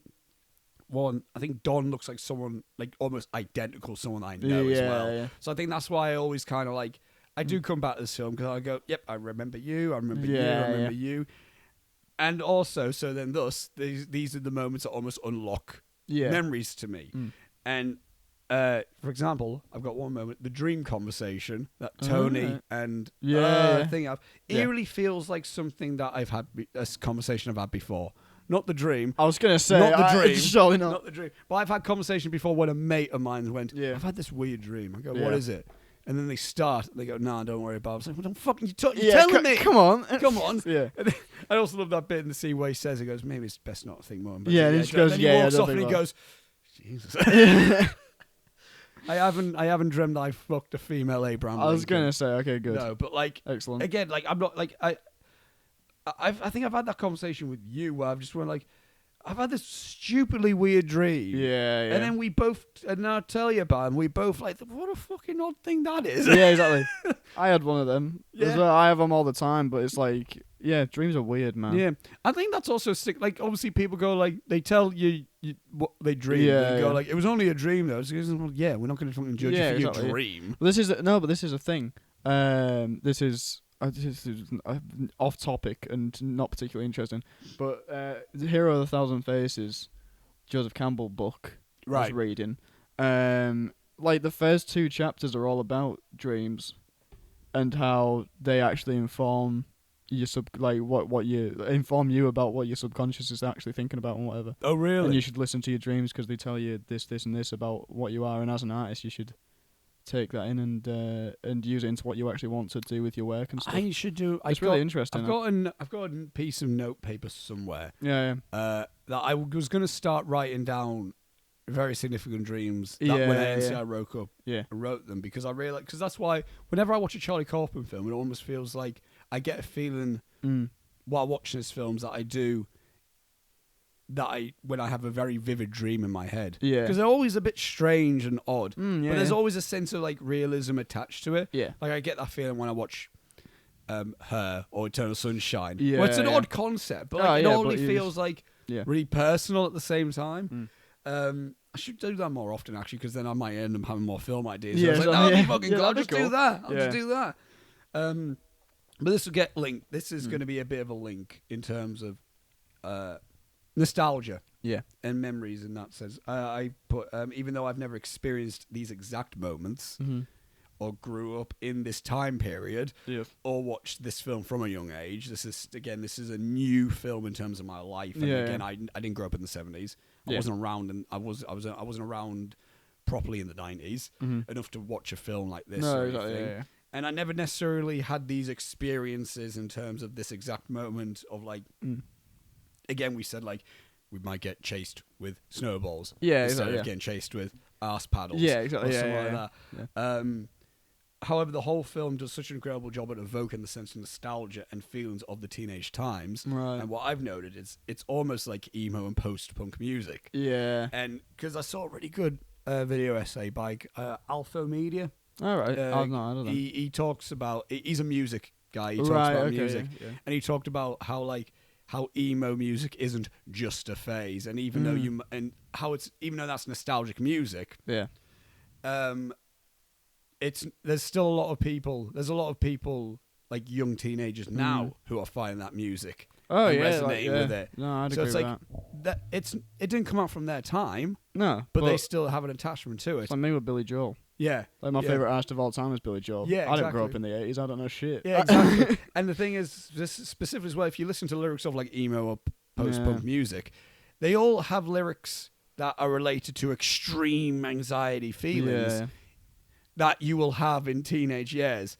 Like there's a lyric in a My Chem song where I can't remember, I'm paraphrasing, but it's like it's something like when you broke your foot from jumping out the second floor from your boyfriend's house or something like that. So it's like they all have these lyrics where it's like we may not have grown up. Again, I'm even though I'm from that time period where I probably should have grown up with My Chem. I was never a My Chem guy or Panic Kid, Panic at the Disco Kid. I discovered them more so in my 20s actually.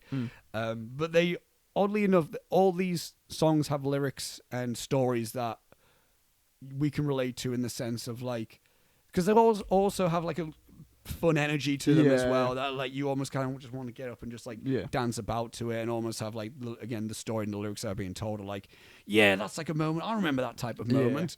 And I think that this film has that same type of feeling in the sense of like, again, music's playing, there's just people enjoying the music, you're like, fucking this is class music, I love this. Gives you flash of memories to when you're with your mates and you're listening to a song back in the day or something like that. Or like some assholes trying to fight someone and you just remember you know, like like this film, I think that's what, like, this film is going to be it is timeless. It is. Because of the like feeling that the characters are feeling and all that kind of thing. Like the vibe of it, you know, everyone's kind of felt it, no matter if you grew up in that time or not. Another thing I love how like Pink is a character who isn't stuck to one social circle. Yeah, he can float. He's like a bit of a floater, isn't he? Yeah, and I like that. And there's even other characters, like Don's like that as well. Again, Don, who he can go from hanging about with O'Banion to then going to Pink, to then going to Slater. And just hang about or somewhere. Like, and O'Banion's the only person who's like, but he's an arsehole. He's just a dick, That's what I mean. And obviously there's those three characters who can like stick to their own thing, but it's not because they're like, fuck them. It's like, they're almost like their own little social awkward triangle. Almost. And they do go out. And they do like, they go, let's go to a party. Because fuck it. They're literally like, fuck it. We've done nothing else. Why just sit and play poker? We can play poker any other night. Let's just go out. Let's go out. Let's have a good time. Which I kind of relate to a little. I look at them and I go, yeah, I was that kid. I was Tony. Right. Like, okay. Even then, I think I see Tony. I go, there's a lot of me. There's a lot of teenage me in there. There's a lot of like 18-year-old me in Tony. And there's a lot of 18-year-old Will in Adam Goldberg. So it's again, I've never been in these situations, and I assume neither you have been in these exact situations. Not exactly, but that's what I mean. But we can all, I think, no matter, there's the feeling that we all have had. I think that's what makes this such a special film. I think. Yeah, I'd agree. Yeah, and a lot of Linklater actually. I think a lot of again. I need to rewatch School of Rock. I assume there's. Oh my god, it's so goddamn good. What a good movie. What other note I've got Linklater's The King of Replicating Moments. Specifically, I got Wooderson, Pink, and Mitch walking into the Emporium with Bob Dylan's Hurricane playing. And he uses music perfectly, which we've said about how like because music is such like an intrinsic point of memories. And I think I love this song. It's my favorite Bob Dylan song. And it's such a cool fucking scene where they walk in. It's like, dun, here comes the story of her. And then slow-mo. He uses slow-mo really well in this film exactly. as well. It's like, it's used really well to just highlight a moment. Kind of like how when Scorsese used freeze frames in Goodfellas. Yeah, exactly. Linklater uses slow-mo in this. It's like when Mitch is throwing the ball and it's the slow-mo there brilliantly. But again, it's like, he's slowing that down. He's showing like everyone playing pool, Wooderson walking through, seeing people, the music's playing.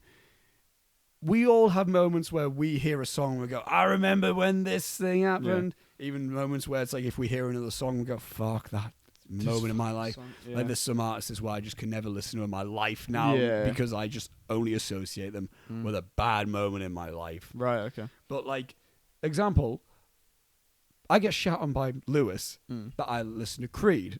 Right. Who are notoriously not good band. Not good band. Do you know Creed? No. With Arms Wide Open? Nope. No idea. Well, I just heard the news today. Yeah, It seemed okay. yeah. I didn't show- Really? Yeah.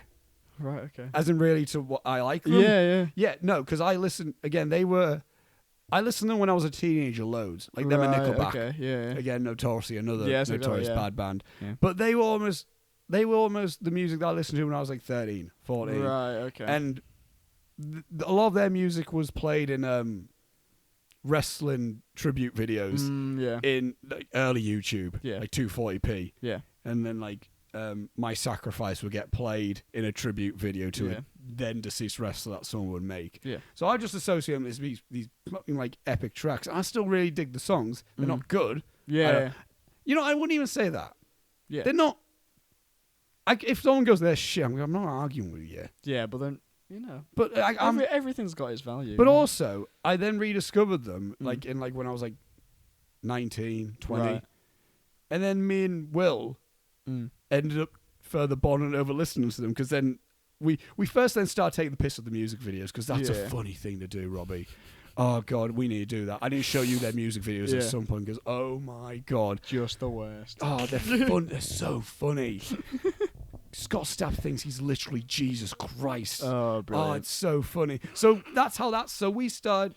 I rediscovered them, and then we started watching them, just taking the piss out of the music videos, howling, laughing. Yeah. We made a My Sacrifice drinking game of every time Scott Stapp does that, you take a shot. Oh, okay. Oh, you'll be gone. You'll be gone. It's like a 5-minute music video. You'll be gone. But then we end up growing like. Or we would then associate our fun times with those songs. So then we became fans of the songs again. Because we just associated the songs of just being... I mean, I can't speak for him. But I associated the songs of just being like, fucking... I'm having fun. I'm having a laugh with a mate. Yeah. I listen to 30 Seconds to Mars every now and then. And because I discovered it with him as well. Yeah. So I associate their music with just...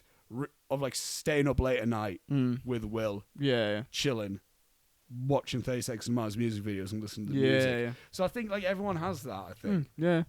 Is there any specific music that you have a link with? Yes. Arctic Monkeys. Just the entire first album that they released is just my teenage years. Oh really? It's just that over and over again on repeat, over and over and over again. Specifically songs like probably Not a Bet That You Look Good on the Dance Floor because it's overplayed, so he didn't used to play it. So if that makes any sense. Oh my God, what's it called? It's literally my favorite Arctic Monkeys song ever. Why am I blanking on this now? A Certain Romance. Right. Is my favorite Arctic Monkeys song ever, and whenever I hear it, I just constant flashbacks of things happening all the time. And then apart from that, like. Really shit techie tunes that would be on it'd be on at every house party and you'd go down and then I'd go, this is shit music, and Leo'd be like, just have a good time. Just have a beer. And they'd be like, yeah, alright, I guess. And then we'd have a beer and it'd be fun. But like, oh my God, the song Coca-Cola, it's the worst thing in the world. Couldn't tell you. Oh my God. It's it's terrible. It's still you know what? It's followed me to a point where it still comes on now. Like at clubs and stuff in Hull, it'll still come on. Really? And it's terrible. It's not a good song. Also, Tom Zanetti is a DJ that my friend Sam, who he probably won't be watching this, but he's the one that recommended recommended Green Street and Bend It Like Beckham. We're not doing and Shawshank. He and also Shawshank, which we might do one might day. Do. He was obsessed with a man called Tom Zanetti for quite some time, right? And it was literally a running joke. There's another song that he really liked called Centipede, which is terrible. But like these are all just like really shitty techie EDM tunes that are just really bad. Shit like club from like I remember. Do you remember Cascada? No.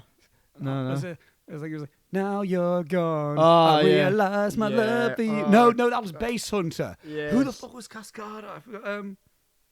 Every time we touch, I get this feeling. Yeah, it's so bad. It's so bad. Bass Hunter was the sad boy tech one where it's like, now you're gone. Yeah. I realize my love for you is strong. With your picture hanging. Dun, dun, dun. It's so bad. And then what was it like? Was it Scooter? Encore, we have, rock you down to the floor. What's Oh, yeah. We had Insomnia as well. Did you ever get that? Maybe. I just can't get no sleep. Dun, dun, dun, Yes! Dun, dun, dun, dun. It's so bad. It's so bad. And that comes on all the time still. It's fucking awful. What else comes on still at clubs and stuff? Fucking, you go to Tiger Disco, which you're not gonna have any idea what I'm talking about, but there's a pub in my hometown called Tiger, Right. which is where all the 50-year-old people who still think that they're 20 and have never left Cottingham go on a night out. Is that I think like Stephanie's is that down Yeah, Church yeah, Street, I it's think, like. hilarious. It's one of the, it's such a fun place to go to, and they do a thing every weekend called Tiger Disco. Every single time without fail, Venga Bus. Oh my god, yes. The Wenger, yes. Yeah. I Yeah. I associate So good. one. I think I remember. Like I just associate Wenger Boys with Butlins, Yeah. but also that was a wrestlers theme. The Wenger Bus. Oh really? Yeah, a guy called Liam Slater. That's Who hilarious. we'll be seeing. Will we? He doesn't use that anymore. He That's upsetting. uses Humble by Kendrick Lamar now. Oh, that's boring in comparison. It's a good sing along one. It's alright. My last stroke just went. Yeah, No, because he it's had a okay. character change. Because that was the thing. I see. Like okay. he turned bad, so that's when he used it. But now he's a good Yeah. guy again. But like so, I then hope he would come. But he would use that theme as well for when he did like Borough Hall shows or like okay. the more family friendly ones. So Yeah, he'd be yeah. coming out. So I associate just me tipsy, just going, the Wenger Bus is coming. Just like loving it. Absolutely loving It's like I it. associate Like a Prayer with a Yeah. Scottish wrestler called Yeah. Grado. Right. Okay. Because imagine just a packed O2 Academy in Newcastle Yeah. blaring out Like a Prayer. I went to O2 Academy in Newcastle. Yeah, that's That's where I you- saw Declan McKenna. yeah, It was great. That's where I saw. Oh no, Kurt Angle wasn't there. I saw Yeah. Kurt Angle in. I saw Kurt Angle and Cody Rhodes on the same show Right. in Northumbria Uni. All right. They use like the SU Yeah. area. It's But- weird because, like for example, Declan McKenna, who I just mentioned, who I went to see a few weeks ago, is amazing. But I've only just discovered that because of Julia. His first album came out when we were in like, I don't know if it was like sixth form maybe, but like his first album came out then, and it was huge Right. in Julia's life at that point or whatever. Like her and all her friends were like, "Oh, this is amazing," sort of thing. And like to a point where it was like talk of the school that everyone was going Right, to go and okay. see him because he was coming to Welly and Hull Right. and everything. And she didn't go; she went to the Hull Fair because it's better. Okay. Boom, Hull Fair. Oh, that's another thing. Hull Fair. Oh my god. Yeah. I won't talk about it, but Hull But yeah, Fair's a thing. but again, you're gonna like you're gonna end up growing memories with Declan McKenna. Exactly. So Yeah. as Yeah. A recent example for me, I discovered Sufjan Stevens Yeah, a few yeah. years ago. Yeah. That's That's what I mean. Like and now he's gonna almost be the soundtrack of my uni yeah. time. That's what I mean. period. Like because of like from getting with Julia. yeah, You get exactly, introduced yeah. to different. So I don't recommend anyone else get with Julia, but I'm saying it's in like you get recommended different songs. So like Declan McKenna, Easy Life, and all that kind of stuff. And that's become my soundtrack to uni as well. I got into the Cure Oh God, through Jesus Christ. what? Nothing. Continue. Yeah, the No. Cure. No, the funny thing about this is I got into the Cure because I got recommended it by a match on Bumble. Really? Yeah, that just decided not to continue the conversation with me after that one chat. That's hilarious. So I'm listening to the Disintegration album. I've got the vinyl. Boys Don't Cry and such. It wasn't. I wasn't in that album. It was when they went goth rock. Okay. So it wasn't Friday I'm in Love or Boys Don't Cry. It was the sad Cure. I think I can play Boys Don't Cry, but not That's a lefty. not on a left-handed guitar. I can't. But I used that was like one of the first songs I learned on guitar because Oh, I really? got given it by my guitar teacher to learn it, and I was like, all right. Flowing into talking about going out and parties. and stuff, yes. I've got here in terms of Dazed and Confused, the middle school dance is such a funny image because of how accurate it is. Yeah, it's hilarious. I find it so funny because this is the thing for me. So Just middle school for them is high school for us, isn't it? no. I thought it was. That's not them being 16. I don't think. I think that's the equivalent of them leaving year 9. I think. Okay. Yeah, so then I think so, incredibly yeah. accurate then. Yeah. Yeah. Yeah, because that's when we first started going to parties and stuff. Right. Me and my friends were year 9, yeah. Because End of year 9. that pie just looks like I remember. I remember I think it was either a Christmas disco or an end of year disco. It might be a Christmas disco. Right, yeah. In year 6. Right. And one of my best mates knew that I fancied this lass. He knew I did. Yeah. And then this lad, right, he just decided. Well, he probably to me at this time, it looked like he just decided. Yeah. To then go out with her. Then he probably did. There was probably a conversation. It probably happened beforehand. But here's my vision seeing this. Yeah. And then I sat down while some songs playing. Yeah. Couldn't even tell you the song was playing. Well, I'm looking at one of your best mates. And one of the girls I fancied in primary school, just dancing away. I have a. And I'm just looking at this, and I'm like, come on. Yeah, like, you're human. Anything. So this happened. This sort of happened to me, but in a worse way, right? So did it happen at a dance like this? Yes. So as I've mentioned, right, Sam. Oh yeah. Right. Friend of the show. Yeah. Well, a friend of me, anyway. I mean, by default. I guess. So when we were at primary school, I really fancied a girl who, she won't be listening, but she's, we're still friends now also. Sweet. We're in the same friendship group and everything. I really, really fancied her in like year 5 and year 6. Sam got with her, right? And also, they did like a fake marriage or whatever. Like at primary school. That happened too often in primary school. Which sucks. A girl got married to a tree at my primary school. Let's call it Steve. Anyway, sorry. That's besides the point. Sam then, I said to Sam, look, Sam, I really like Anna. And he said, "Oh, you name dropping?" Oh shit, I didn't mean to name drop. Sorry, Anna. We're friends. It doesn't matter. It really doesn't matter. My situation's different. Yeah. So then she turned out to be an absolute bitch apparently. So Sam was like, yeah, I'll break up with her or whatever, right? As he's getting on one knee. Yeah. So he told me that he'd broken up with her, right? And this is little 11-year-old Rob. Right. Oh, that's an adorable image. By the way. I know, right? I was about an inch shorter than I am now. So the puppy dog eyes on that boy. We went on a school trip to France. We do school residentials every year where you go away or whatever. We went to France for year 6. The country of romance. Yeah, it was lovely. And I bought a ring. All right, at a shop for like £2.50 or whatever, like a Primark, something like it was plastic or something like that. And I was speaking to my other friend Izzy, who was and still is best friends with Anna.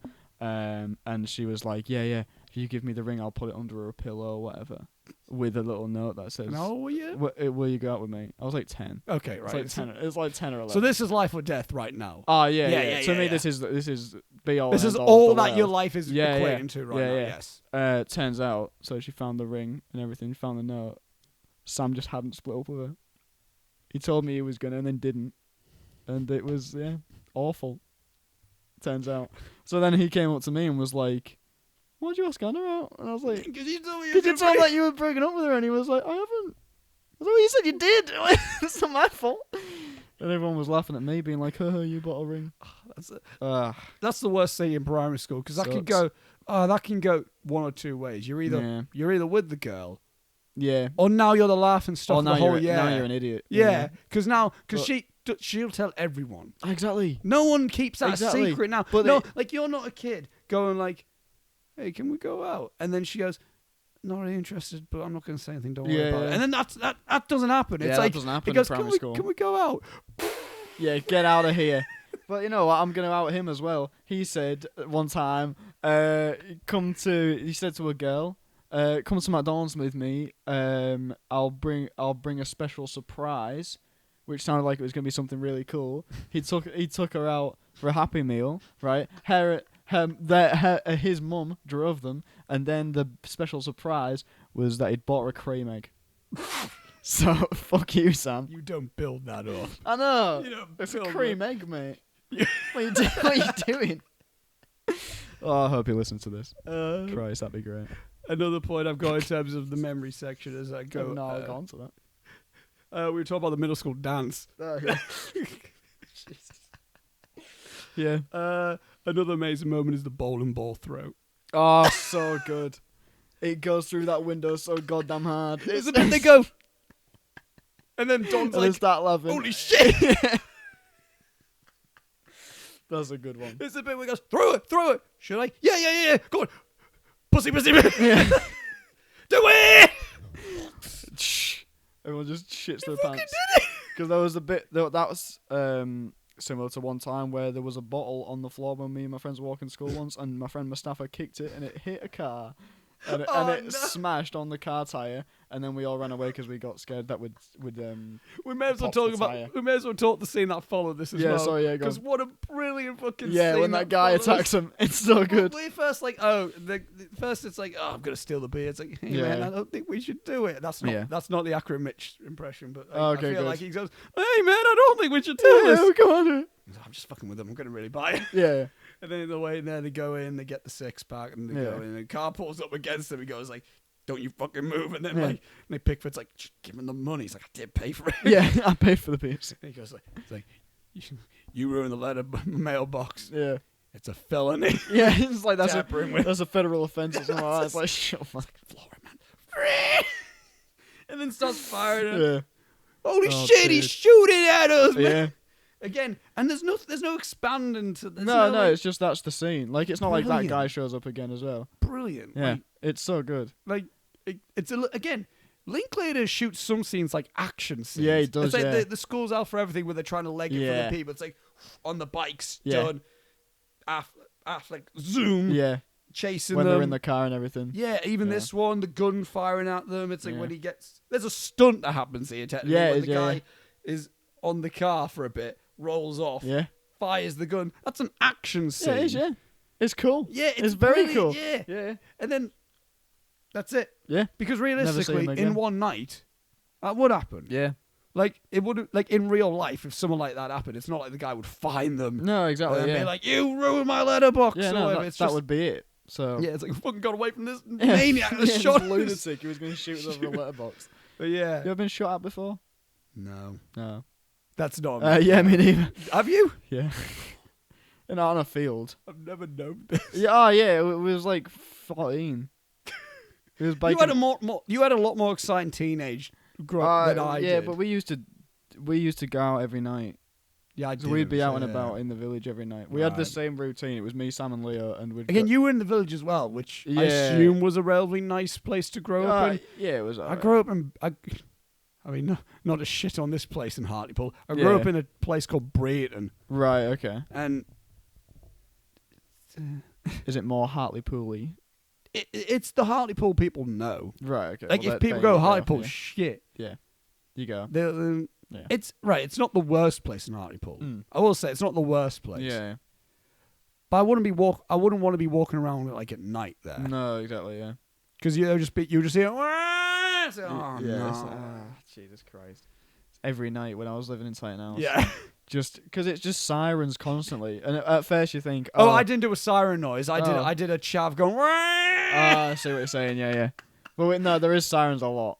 Yeah, And it's awful. It's like because you think at first when you It's the first Hartlepool meet national it, anthem. it is. It's the Hartlepool anthem. You think that it's the police, and then you look out the It's an window. It's ambulance. always an ambulance because there's no hospital here. Always going to Bellevue. Yeah. The Yes. direction. Oh yeah. No, it's going in the direction to where you're going out of Hartlepool. Yeah. To be fair, so it's going out. It's It's because going to North yeah. Tees. It's because there's no actual hospital. There's no here. A&E. Yeah. It's There's just no A&E. No. if you Not hurt anymore. yourself. Well. Okay, fuck it. I guess get an ambulance. Yeah. But yeah, no, we did get shot at once. But the nightly routine would be me, Sam, and Leo meet up, wander around the village for a bit, go to the takeaway, get a huge chip wrap, and then we'd go sit in a bus stop for a bit, and then we'd be bored and cold and go, Robbie, can we go back to yours? Yeah, I guess. And then we'd go sit in my room for a bit and listen to Actor Monkeys, and that would be every single night, unless we, as a big whole collective group, Yeah. decided to bike to Beverley for the day. Oh. And that was when we got shot at once because we came back up really late at night and this guy, we just heard like gunshots and shit. And we was like, what the fuck, like getting shot at and stuff. And me and it was one of the girls, I think it was Libby. got cut off by the car that was coming from the farmer house or whatever, and he had like dogs and shit with him. Fucking hell. And he was like, "What are you doing here? What are you doing?" And I was like, "We're just biking home." And he was like, "Oh," and all this. He was like, "I've been having I don't even know what the proper term is. Travelers, I guess. Yeah, Is that the I know what you proper mean. term? Yeah, I don't know what. I wouldn't want to say the wrong term, so I don't want Yes. Yeah. So yeah. So he was like, he was been having people like that stealing stuff from his farm and everything, and he thought we were that, so he was shooting at us to scare us off. And I was like, "Don't do that. Please don't. We're 14-year-old Yeah, children. please just let us bike home. You could be in jail right Yeah, don't do that. It sucks." now. And the last memory bit Yeah. that I want to throw in there. Yeah. The group of guys talking about we're all aliens and George Washington smoked weed. Yeah. What? While Mila Djokovic has played acoustic guitar late at night is such a transport experience for me. But why? Why what? Why is that a transportive experience for you? Did you have conversations like that don't make any sense? Yes. What the fuck? Why? Several times. Why? Not under the influence as well. Yeah, that's what I mean. Yeah, you don't. no, yeah. Late at night. It's amazing what Being not sleeping tired. does. Yeah, exactly. to you. Yeah. Big time. And hanging around with people that you really fucking like Yeah. late yeah, at true. night. Yeah. There's a reason why I'm the last person to be walking people home. Yeah. True. It's not the fact I'm like. Mm. It's not even the fact that I'm the most sober either. It's the fact it's the fact I don't like leaving the night. Yeah. Exactly. Yeah. It's the fact I don't want it to end. Yeah. But I know it's like we're gonna have to go home at some point. Yeah. So I'll just knock around with as much people as I can until I have to go Yeah. to bed. No, there will be definitely moments like one of I would say I don't necessarily have a best day of my life. Mm. I wouldn't know. Centre Parks 2016 was fucking Right. brilliant when Yeah. I was there for my 21st. Mm. But that wasn't necessarily a day. That was like a Yeah. me and Will. I think it was for me. I think this was my 21st. Me and Will. Yeah, Yeah. It this would was my be. 'Cause 21st. I was 15. So No, yeah. but I can't. I think this was 21st. Oh, okay. So it would have been because I also went for my 20th in Yeah. Centre Parks, but I think this time was my 21st. Mm. Me and Will, we met two lads in Oh, right. Centre Parks Mm. that we just became holiday mates with. Mm. And that was a fucking brilliant time. And I need to show you a video. I've got 2 different videos on my phone Oh, yeah. of when Will and I, we weren't drunk. I think we had 2 ciders, Oh, right. Okay. but we were a little bit buzzed Yeah. at Yeah. this point because I don't think we had much water up until Yeah. that point. So we were a little bit buzzed. It was later at night, Mm. and we would that time we would be playing pool. We were talking shit, Mm. and then we would walk back. We would purposely get a place as far as away from the centre of Centre Parks so Yeah. we could walk Yeah. through Centre Parks.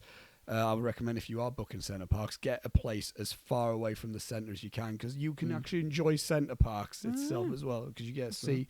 It's lovely walking back at night. Oh, really? Where- Oh, nice. 'cause I've never been. So You I feel wouldn't know, safe yeah. as fuck because there's Yeah. not going to be any Yeah. Yeah. So you're walking back and it's just a nice long walk in the woods. Mm. Yeah. And we would just talk and we would sit by a lake and then we would just chat a bit. Mm. Like at most, I would go I think at one point I went and went, I feel like we're in an M. Night Shyamalan film and I don't know why. And he went, "No, I know what you mean because the lake, it's the way the moon's hitting the lake." I went, "Yeah, it is, isn't it?" And then we, What? Yeah. I mean, just like wait. What? you would be that one. Like, what the fuck are you Yeah, doing? what are you talking about? And then 2 of us were like, "No, you get it, don't you?" And then he would be like, "Yeah, I do. I know what you mean, Oscar." And then but the very first time, this is how we did it. There was one point. It was when. This was the very first. I think I briefly mentioned it to you. This is because obviously. The jokey joke with me, it's like, oh, of course Oscar is doing so about existentialism. Yep. I became an existentialist in 2019 Right. Okay. after my breakup. Brilliant. Yeah. Good. That was when I became an existentialist. Yeah. I became interested in more philosophical thinking in this time with Will, Right. where one night we would, he was staying over. We went downstairs to grab a Copperberg. Yeah. And then we were and I went, I got this song stuck in my head. It was 30 Seconds to Mars, The Kill. Right. Okay. Well, I got the song stuck in my head. Let's stick it on. Mm. Because and I wasn't even necessarily in the 30 Seconds to Mars at this point. I was like, I just got the song stuck in my head. Let's stick it on. So then we came back up here, stuck the video on, and then we just started talking. And it got later, I bust out the lava lamp because I hadn't used it in years. I was like, I got a lava lamp in my bed. Let's stick that on. He was like, yeah, all right then. Yeah, and then we did that, and then like more 30 Seconds to Mars music videos were just rotating through YouTube. And if you've watched the 30 Seconds to Mars music video, they can get very abstract. So so we were like just there watching it, and we were like, whoa, fucking like, and then we were just, I can't remember specific conversations, but I remember one specific moment. I went to him. I went, do you think there's a part in your brain that you can unlock to be high without being high? And then Will then went, I think we're doing it. And I went, I think we are. And then we then just branded it as if like we just were going Zen. Right. That's how we branded it. So like and then that'll become a theme where like, and like sometimes we would go for a walk around the marina with those similar conversations. So, and one of my, and this leads into like the best day of my life was just even a section in. It wasn't even a full day. It was like, again, there was a point Will was staying around. We were chatting. We were talking shit. We then looked at the time. Like, we should probably go to bed now. It was like it was like nearly 4 a.m. Yeah. And then I went to close the blinds. I went, Will, it's starting to get light outside. It was like, shit. And I went, you want to go for a walk? He went, right now? I went, yeah. He went, yeah, all right. So then we went for a walk. Oh, it was so surreal. Empty. Yeah. Everywhere's empty. We just stood in the middle of the road for a little while because we were like, there's no one going to be. We did that like up down Marina, like, you know, the big roundabout where it's like the cinema and pizza in an Asda. We were just walking along there because there was no cars. That'd so be surreal. Really weird though. It was it was empty. Yeah. We were going on a mission because Will went, I've never been to McDonald's. I've never been to a fast food place at 3 a.m. Let's go. Everywhere was shut. We were like, bullshit. Bullshit. But there was one moment as well where we were walking along the marina at the promenade car park. We just saw this. No, this wasn't that day. This was another day. It's still funny to talk about this story. We were just walking by. We just saw this guy who had like a cool little sports car parked there. Door was open, and he just had like this blue light, like in the car, and we were like, "Fucking look at that, so fucking cool." We were like, "God, look at him, he's so fucking cool." This fucking guy. It's like, "Oh, blue, what a fucking right!" And then as we were like picking this guy up to us, we just heard him pissing, and we were like, "He's not that cool, then. Never mind." Never mind. And then we stepped back for a bit because we would say shit like that, and then we would go, what brought us to that thinking point where we were like, he's got a blue light, that must mean he's the coolest motherfucker ever. Jesus Christ. But so again, I've had conversations like this. Again, it's the quote where it goes, if you look at a $1 bill, man, there's some spooky shit going on there. It's green as well. Yeah. It's like, what does that even mean? Just saying that it's green. It's like, because weed. Yeah, I know, I get it. Yeah, so George Washington toked up. He probably did.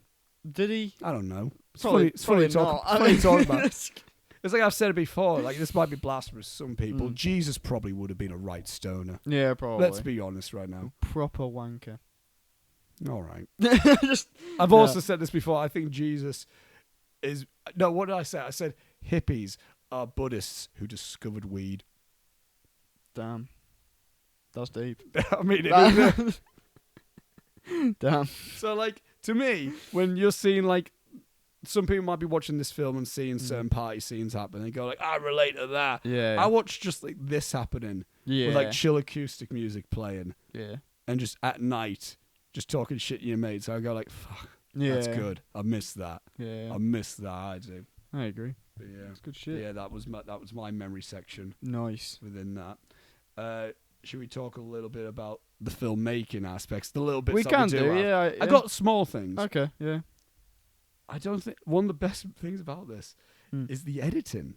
Yeah. I only notice it with like because there's some good L&J cuts. And there is. It. Like, again, I think it does make it flow so often because there's no like abrupt cuts to a scene, is there? No. It's almost like it we either seamlessly goes through and like we hear the next scene's audio first before we see it, or we see the next scene before we hear it. There's Yeah. a lot of that. Yeah, yeah. There's no stylistic cutting. It nicely helps it to go by as well. It's not Yeah. Like it's an hour and 46, hour 40, so it's not. hour 42-ish. Yeah, it's not a long film, Yeah, but no, films not like at all. that can feel long. Yeah. That it just, it's a breeze. Yeah, isn't it? exactly. It's not like it drags because there isn't anything happening. Yeah. That's one thing I can say about it, is that it's like nothing happens in this movie, but it's not one of those movies where nothing happens and you're just bored. I think it's because it's almost like you're almost excited to watch the next scene. Yeah, exactly. Like, yeah, it goes like, again, like the fucking like all the kids getting fucking like yeah. cornered, and it goes like, oh, what's the next scene gonna be? It's this scene, Yeah, man. yeah. Oh, what's the next? It's gonna be this scene next. Yeah. And then it's like as soon as I see McConaughey driving up, and I'm like, fuck, we're gonna get to these scenes now. Yeah. It's like I'm enjoying all the daytime stuff, and then I'm like, we've still got all the nighttime stuff Yeah. as well, and that's so fucking cool as well. It's great. Again, that Emporium, I want to go to there. Yeah, same. It Like, looks fun. there's It like- looks like a cool place where just like the there's like local people 9 just hang out. There's like 9 pool tables. Yeah, exactly. It looks great. That's one of my favorite. I love playing pool. Yeah, That's one of my favorite like social Yeah. things to do is just playing Yeah. pool. I like it. Yeah, Yeah, darts is okay. I like darts. It's a bit too. I don't know. too Yeah. I'm not great at darts. Yeah, but yeah. I Yeah. can be okay at pool, Mm. and it's I don't know, it's just fun. Yeah. I like playing pool, and like a few card games. Yeah, I can do cards. Yeah, I recently I'd like get cards against you. Just get cards against humanity. yeah. else. It's just a laugh, Just isn't do it? that, It's yeah. just fun. Yeah, it's Recently played my first ever session of D&D. That was how fun. did that go? It's really good actually. I Yeah. really enjoyed it. Yeah, it's weird. It's a weird thing to Yeah. get into. Yeah, but Was it's that good. Tuesday? Did you do it? Tuesday. Yeah, What did I do? yeah, it was a laugh. What was I doing then? I don't know. No idea. It was our day off. I went in Newcastle then. Oh, did you? Yeah, I saw Green Knight, didn't I? Oh, of course Yeah, you did. yeah, Yeah. But yeah, screenplay. If we're talking about this, screenplay may Yeah. seem simple, but it's amazing how many shorter stories are woven. Bless you. Thank you. It's amazing how many shorter stories are woven together. With Yes. all individual arcs. Yeah. To make a larger narrative. It's a perfect example of a story ensemble without being an anthology. Yeah, it's all taking place in that night, and you see everyone's kind of perspectives, but the way that he weaves them all together to actually, I think it's very clever to have someone like, is it Pink that he's called? Yeah. So it's very clever to have Because a he's character Randall like him. Floyd, so he's Yeah. Pink Floyd. Right. Okay. So it's very interesting to have a character like him because who does float between all the groups because it kind of ties it all together. Yeah. So like he talks to Tony he's at the beginning. main character. Yeah, I would but say he's the main character. But he spends most of the nights with like Don and everyone, but then he speaks to Tony at the beginning and is Yeah. like, comes to the party or whatever. And so it kind of is a nice sense of community. Yeah, around he's the whole one that thing. brings Mitch. Yeah. Because that's the thing. Mitch has an arc. Yeah. Sabrina has an arc, which at the same time Tony has an arc. Yeah. Which his mates have an arc. Yeah. Like even Cynthia has an arc. That's what I mean. It's great. And then you got the football lads all have an arc. yeah. Pickford kind of has an arc. Which one was Pickford? Kit yeah. Kat, yeah. Yeah. Kind of. Not Yeah, really. kind of. Like in the sense of it was his party. Yeah. That got cracked. Like, Yeah. Wooderson almost kind of plays this floating spirit. He's kind Yes. he's Yeah. kind of like the Yeah. the ghost of summers past. Yeah, type of exactly, thing. yeah. Which is fitting because he's not even a part of the school, so he's No, kind of like he's just kind of there floating about or whatever. Parker Posey's character. Yeah. has an arc. Yeah. Simone, which I think my only negative is I kind of wish I had more Simone and Pink Yeah. because they are meant to be in a relationship. Is Simone the one that he's actually with, or is Yes, Simone Mitch's yes. brother? Not Mitch's brother, Mitch's sister. Simone is The actual Mitch's sister. Simone is Joey Lauren Adams, who is actually Who is Amy and Jason Amy? Yes. Okay, good. Yes. I thought I recognised the voice. Yeah. I Yeah, was that is like, her, yeah. yeah. Oh, No, good. but so I would have liked to see him a little bit more. Yeah, I agree with Just- that. Yeah, Like, just not- give him a little bit like more. even in the second act. Yeah, because it's actually the beginning and then the end. Because It's then like- when he's kissing Mitch's sister, and like I want to say is it Jodie? possibly I don't know, but like yeah. when he goes to take things further, and then she goes, "Haven't you got a girlfriend?" I like me Then you when, go, when I "Does was he?" watching, I was like, "Does he have a girlfriend?" I don't think he does. That's and, what I mean. Like, and when he goes, "What girlfriend?" and I was like, "Yeah, what girlfriend?" Or is she just gonna reveal that like someone fancies him or something? yeah. But then like No, I just forgot that she was in the movie. Yeah, so I would have liked So, a little bit more. a little bit more on that more. relationship. Yeah, I can She's agree good. with that. I like Jared Laura. Yeah, She was one of the best parts of Chasing Amy, I think. She's incredibly good in Jason Amy. Yeah. It's a great movie. Solid flick. Watch yes. it if you haven't. I already said there's no like major conflict, which is kind of what makes it a pleasant rewatch. Yeah. The film also captures beautifully the atmosphere of day and night in summer. Yeah, true. You can almost feel the air. Yeah. I don't know what there's about. You can almost smell it. I think it's when they're on, when they're in the woods or wherever it is that they're having their party. Yeah. Kind of reminds me about being at the park and stuff on a night in summer, because you would just get a crate of Strongbos or whatever and then just sit on the field. That's mainly Which a is what we Chabby thing used in to do. Hartlepool. Yeah, that's not a general communal thing. But that's what we used to do when we were kids. We'd like go and take a speaker or whatever, and then sit, and then and then I'd make everyone clean up, and then good lad. Some people wouldn't clean up, and then it'd be on Cotton Community Facebook page the next day. Look at all this shit that kids are leaving on the park. Blah, blah, blah, blah. Yeah. Like, well, I'm one of the good ones, you know. I'm trying. One thing that Jeremy made me chuckle is Benny getting pissed off over the beer wasting. Yeah, that's good. Where he just tosses it at Hirsch. I was like, why are you wasting the beer on him? Yeah. And then we went, and then Affleck just, fuck, it's like, Yeah. another one. What are you doing? That's what I mean. Yeah. Even the jocks, I love. Yeah, I like them. I like Benny. I think he's a funny character. Yeah, he's great. I enjoy him. I like his little chat that he has with Pink near the end. Yeah, I yeah. think that's quite good. How do you feel about? Does that ties into the ending? Kind of doesn't it? ties into the ending Okay. for me. Yeah. I'm so excited to talk about the ending. In terms of a technical point, I've got the film should be the titular example to all filmmakers at the importance of cutaway shots and B-roll. Yes, 100%. Because there's moments where there's just dancing, and then we're to a scene. Yeah. Perfect. The scene doesn't. But it's like, Yeah. I think that's one thing I realized with You're It was like, what we could have done better with it. But I think like the fact that we did have some B-roll shots of Summerhill. Yeah, exactly. Really helped. It's like, the atmosphere. Yeah. The environment. Yeah. And I think a lot of people, I think that's kind of we obviously watched some of the student films yesterday without talking about fully how we think. I think the ones that worked best are the ones that had a variation of cutaways. Yeah, exactly. And the ones that didn't just kind of had just shots of just the actors and just the scenes. Yeah, it feels like you can't build a full environment for the audience to kind of be living in whilst you're watching the movie if you don't shoot it. You can't, because you're limited to the amount of footage that you're using in the edit. You can't really just. I think you can only get away with showing someone looking so much without showing what they're looking at. Exactly. If you just got a character going. Yeah. But show me what they're seeing. Yeah, exactly. Or even what I would be seeing if I was walking. Again, I'm seeing shots there where, like, if I'm walking by, I'm like, I would be seeing that person dancing. Yeah. I would be seeing that person trying to jug a beer. Exactly. I would be seeing that person just on the floor. Yeah, that full shot where it just shows a girl trip over. That Joey, look, when And Simone then- trips over the Parker Posey just falls. And everyone else starts like laughing and whatever. It's I would like, just see that. Nothing happens. It's not like it's not even like there's people that are entering the party at the same time, but it's not even like it's important people that are entering the party and you see them or whatever. And I think like it's just whatever. And Linklater can maybe get. He might not be he gets talked about in terms of story and screenplay, honestly. Yeah. But he doesn't. I don't think he gets talked about in terms of a filmmaker. Yeah. But I think it's almost like because we're almost told it's like an editor's. If you're a good if you've done good editing, no one should notice it. Yeah. Bad editing is the only editing that should be noticed. Yeah. And I think Linklater's that type of filmmaker where it's like he's such a good filmmaker because you don't notice the filmmaking of it. It makes it quite interesting for me because I was watching a video. You know, those like, is it Vanity Fair does them or something? I think where like they get an actor on and they break down the most iconic characters. Or whatever. Yeah. Jack Black was on one of those recently. And he talked about School of Rock at one point, and he was talking about Richard Linklater and how that he's from a theatre background. Yeah, so his background is like entirely in theatre, which is the same as Jack Black, and he was saying he was really comfortable about it.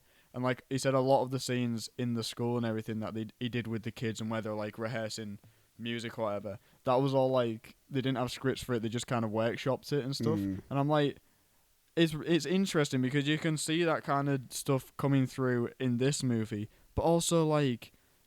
Someone who is primarily theatre and everything wouldn't know to get B-roll and stuff like that. No. So it just shows that he is like... He's studying. He's a good director who knows how to get like the best out of his actors and everything like that, but he also like has a really good understanding of what you need to do to make a great film. He's almost like really good at just knowing the environment. Yeah, exactly. Again, because School of Rock is Yeah. notice. You can But it's feel completely it in his skull. it's completely different as well. It's School Yeah. of Rock. It's weird. I think it's like you can watch Boyhood and be like, I know that you can just feel that Yeah, yeah. environment. You can watch any of the before films and you go, I feel like I'm in Vienna, or I Yeah. feel like I'm in Paris or Greece. Like Yeah.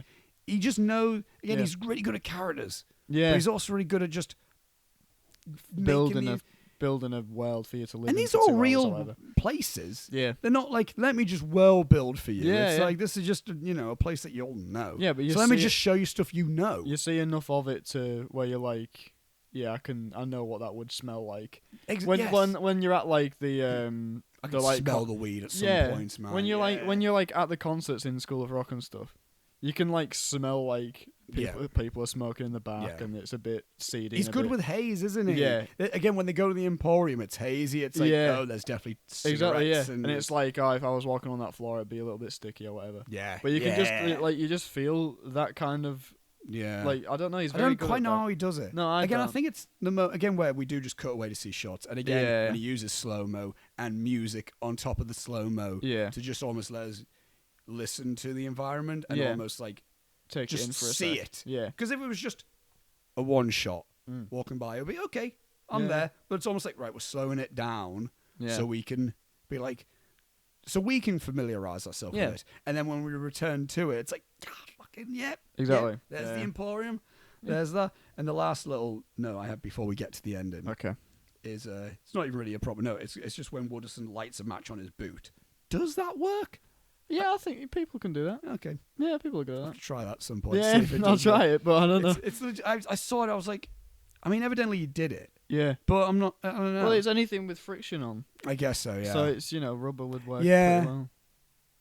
I have to that's try right. that so I can be Yeah, cool as Cool, fuck. cool like Matthew McConaughey. If Lighting only a my match on my shoe. if only my name's stuck. No, it would have to be W, wouldn't it? I was Yeah. gonna say if my name Oscar. Oscar Minneman. Oscarman.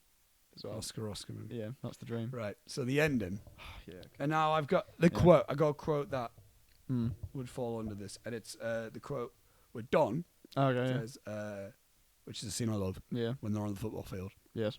Well, all I'm saying is that I want to look back and say that I did the best I could while I was stuck in this place, had as much fun as I could while I was stuck in this place, played as hard as I could while I was stuck in this place, and then I'll say this bit it was like dogged as many girls as I could while I was stuck in this place. Yeah.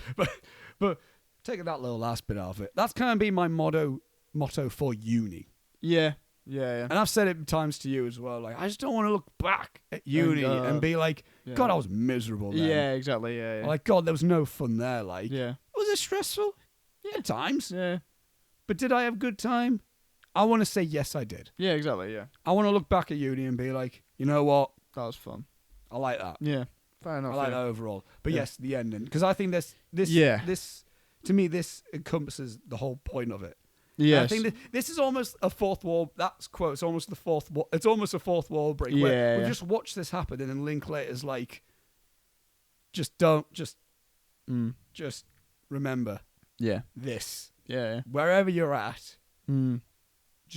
do as much as you want to do. That you can look back and go, I did as much as I wanted to do there. Yeah. I did the best I could there. Yeah. Which, because there's even moments where they go like, God, the 70s sucks, man. It's like, but then there's people who glorify, like, I love the fucking 70s. Yeah. But like, so I'm never one of these people that go, fucking 2010s, man. Yeah. It's full of bull. It's like, I would, because I hate everyone here. But that's not. in the 2010s, Yeah.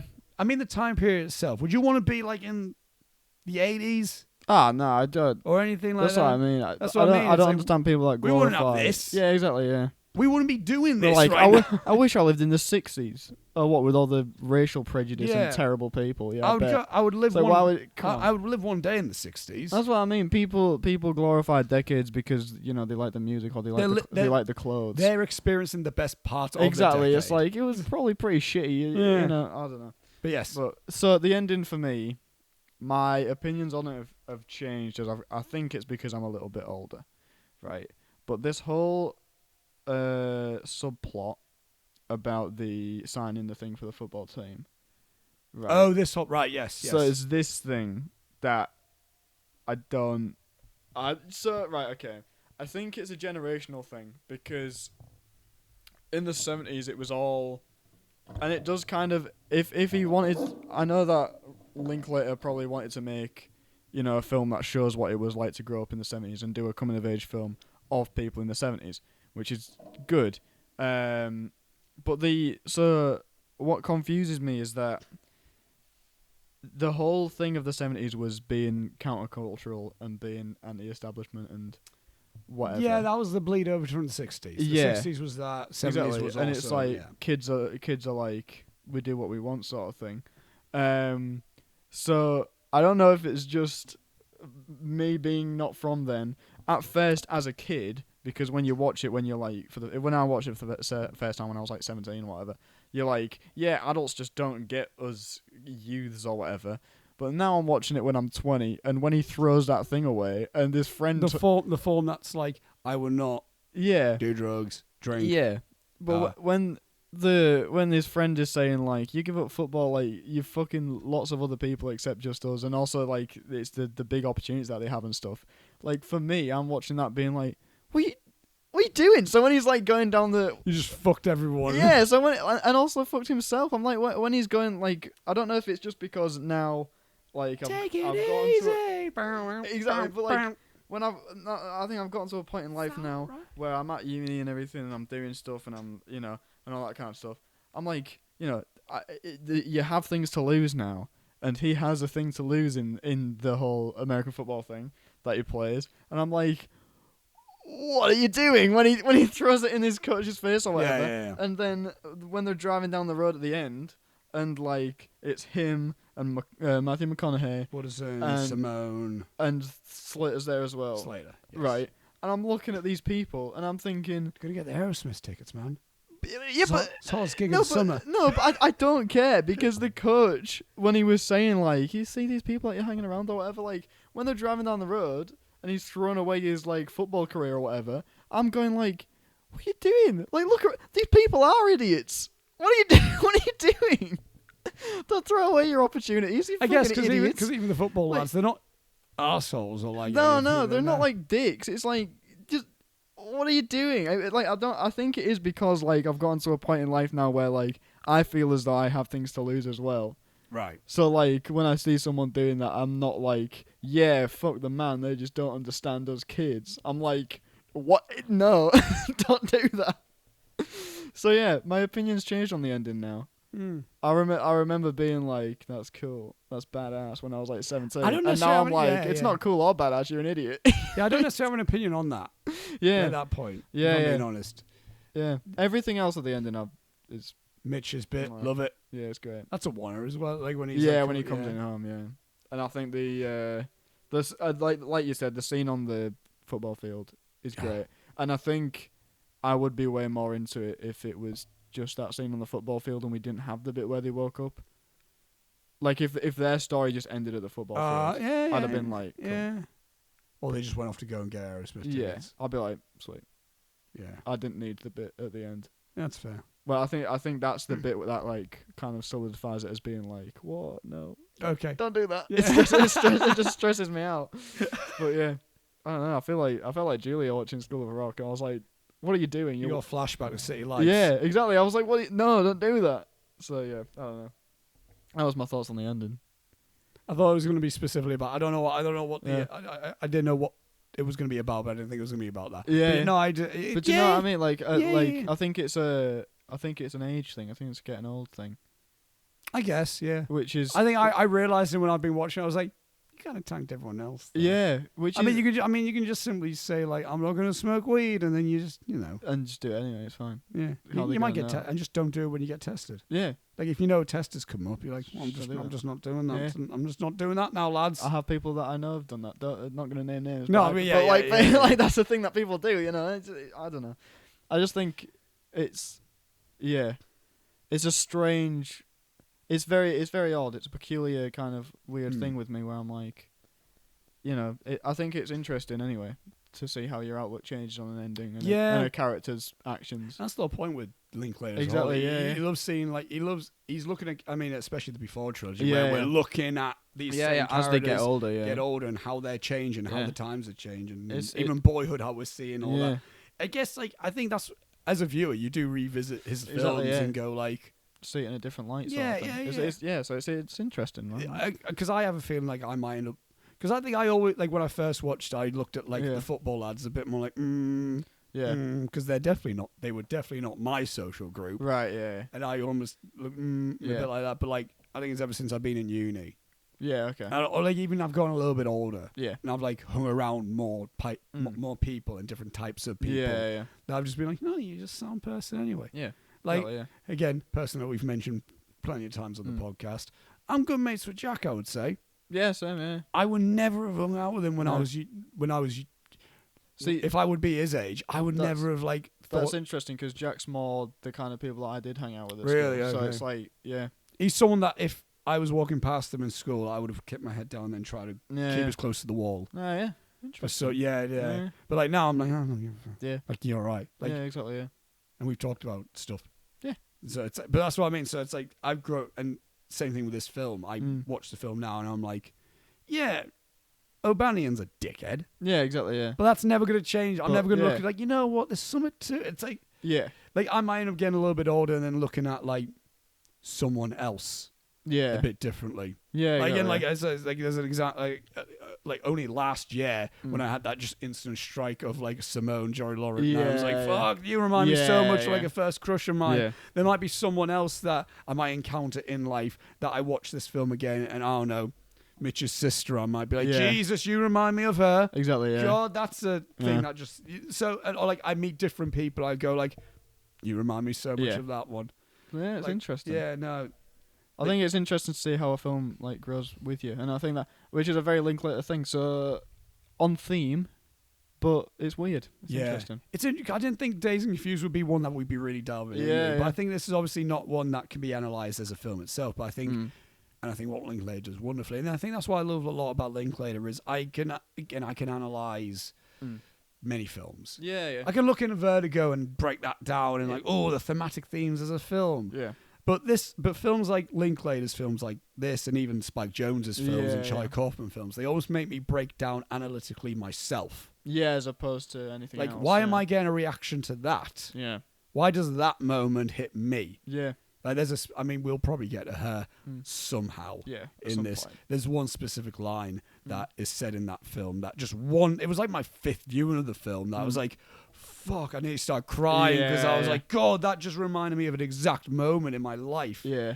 And I think that like it's films like that really get to me. It's really cool. And I think it's wonderful how a film can do that. Yeah. Like, can make you just okay. Yeah, snap in the room sort of thing. And even though this film is more of like a casual hangout film, it still takes you back to that mindset of when you were coming of age. Yeah, exactly. Of when a lot of us first felt these feelings. Like, again, we may have had primary school crushes, but I don't know about you, secondary school crushes felt a bit more real. Yeah, like, it was the first time that you felt a bit more like, I think I know this person enough to think of enough to have these feelings. Or if you didn't like someone, that would be the first. That would also be the first like when you're a teenager, those are the first moments of feelings, I think, where you're where you're like, fuck that guy, or you're like, I love that person, or like, hey, let's go to that place. You start having, that's the first time you start getting connections. Yeah. And I think, again, this film it does bring you back to that. Yeah, 100%. And I think that's Dazed and Confused. Yeah, but before we move on to the intermission, we said this at the beginning. Yes. Who do you see yourself in the most in the film?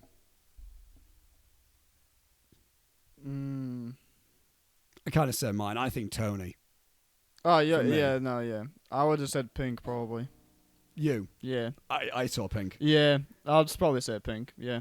But I would have also said Tony for you. Oh, I was going to say, I was wondering if it would be exciting where I would have been like, I say this for me, and you go, I actually think that person. No, I was going to say Tony. Yeah, no, and you were going to say Pink for me? I was, yeah. Perfect. Well, it was very much more so because it was like the first bit of when he's talking to the football lads. Yeah. He's talking to Tony and that. I'm like, you're that guy who just talks to many different people. I can talk to anyone. You can talk to anyone. The exact same way you talk to anyone else as well. Exactly, yeah.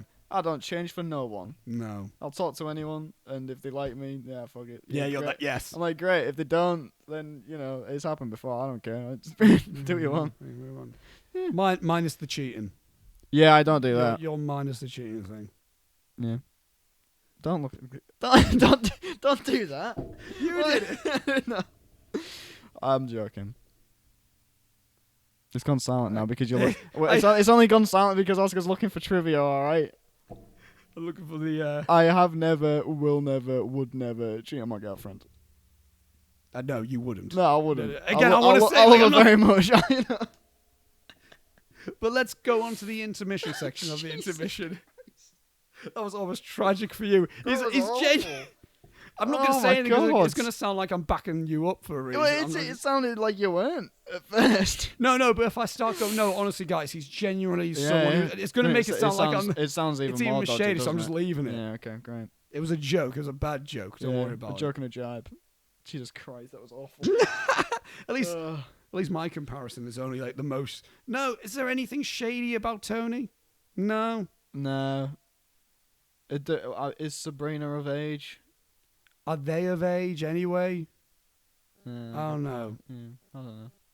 I hope so, for your sake. For this fictional character that I've likened you to, I hope that you're not a pedophile. I am not. I guess. What do you mean? That's a lot worse of an accusation made against me than you. You did this in the Coda commentary. We're in the intermission section, by the way. You did this in the Coda commentary to me. Do you remember? Because I went like, I discovered there. I was like, no, I do think I fancy Sophia Coppola. You're like, yeah. And then you went, well, if she was 8. Because the joke about the Coda thing. And then I went, am I 8 in this situation? And you went, no, you're 37 or something like that. I went, what the fuck is this? And then you went, would you? And I went, no, I wouldn't. I was like, what are you trying to out me as? What is this? Now there's going to be some conspiracy floating around about me. It's like, oh, that's twice that Robbie made that reference to Oscar. I bet he knows something. Yeah. I don't know anything. You know enough about me to know that's not true. I know enough about Oscar to say he's not a pedophile. Moving on from that. Yeah, anyway, let's say the relation to Tony is that girls in a younger year to him try to get with him. Oh, yeah, do you remember that? Something twice. Yeah. That was weird. The other night. Yeah. So, yeah, for context, there was a... I'm not sure if we should we say this? It's not a bad thing. It's probably not that bad. It's not... No, it's not a bad thing. No, it should be listening. No. There was a girl who approached me during the Grease Megamix to dance with her. Let's just say this. This is just a funny thing. Yeah, in Pop World. And I said... So this is following the Thursday night after we recorded. After we recorded the last episode. We were in Pop World and a girl approached me during the Grease Megamix to dance with her. And I was like, oh, no, it's okay. And she went, oh, okay, no worries. Same girl comes out to me when I was sat on a bench outside in the smoking area, not smoking. No. And she was like... what do you do? And I was like, oh, I'm a film student or whatever. And she was like, oh, right. And then she went, you're really fit, you know. And I was like, okay, thank you. Okay. And she went, oh, sorry, have you got a girlfriend? And I went, yeah. And she went, oh, no worries. Stood up. And then I looked over the other side of the smoking area. About 2 seconds later, she sat talking to Oscar. Picking up my scraps. Terrible. Funny though. It was really funny. I can't say like obviously that this is the first time I went on a night out. Yeah. It was incredibly funny to watch, but yeah, it was great. It was a good night though, actually. No, I enjoyed it. Fun. Yeah. We went to Pop World. Yeah. Not even realizing we were going there at first. Yeah, it's a real wretched hive of scum and villainy. Let me tell you. Gary was asking me about it because he's never been. Yeah, and he was like, as if you've been to Pop World before I have. It's not really a fucking. No, it's not. It's not a good thing, Gary. And then he went. I went to him. You can't go in there sober, Gary. So it's genuinely never ever. I think I walked because was I tipsy at that? I got very drunk at Weatherspoons. Yeah. It hits me when I stand up. I go, oh no, oh dear me, oh no. Yeah. And of course the Weatherspoons toilets are like to the moon. Yes, exactly. Yeah. So we're walking. We're going to Pop World after we lobbed my keys about. Yeah, we threw Oscar's keys at each other for a bit. I didn't break his bike key. He broke his bike key. Okay. Yeah. That's what happened. But so then here's my experience in Pop World. Yeah. Right. I don't know where you went because you got in before me. I got my hand stamped, and then I'm walking in. And there's just flashing lights, and I feel like I'm in climax. Where I'm just my like, god, yeah, it was like, what the hell's going on? I feel like I'm. And then I felt like I was in slow mo. Yeah. I felt like I was this. I'm trying to look for you. I'm like,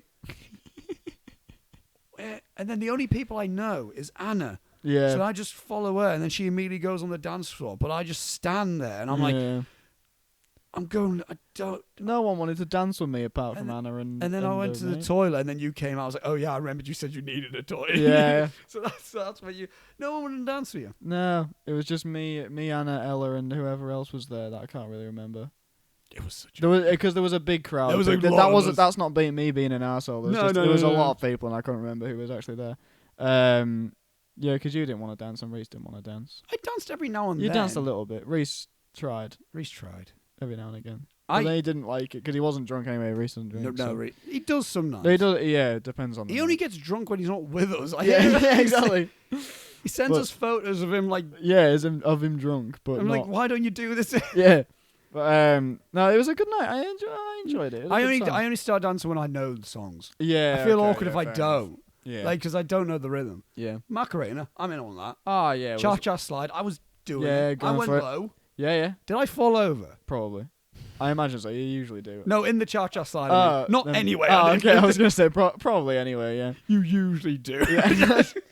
I was doing the grease lightning bit. You know, I did that as well. One of them things, yeah. Love that. Yeah, did that. Did one of them. That's good. They went to Jackson. That was a lot sadder of a place. Yeah, that's a weird place. Really weird place. I had a horrible beer in there. I had my first Jaeger bomb. Oh, it's not good, is it? Well, I like a Jaeger bomb usually. That one. But the ones in Hartlepool aren't. Oh, really? Is it specifically Hartlepool? Because they usually use like discount Jaeger and it's not actually like with Red Bull. It's just with a different random energy drink or whatever. It's just not as nice. Okay.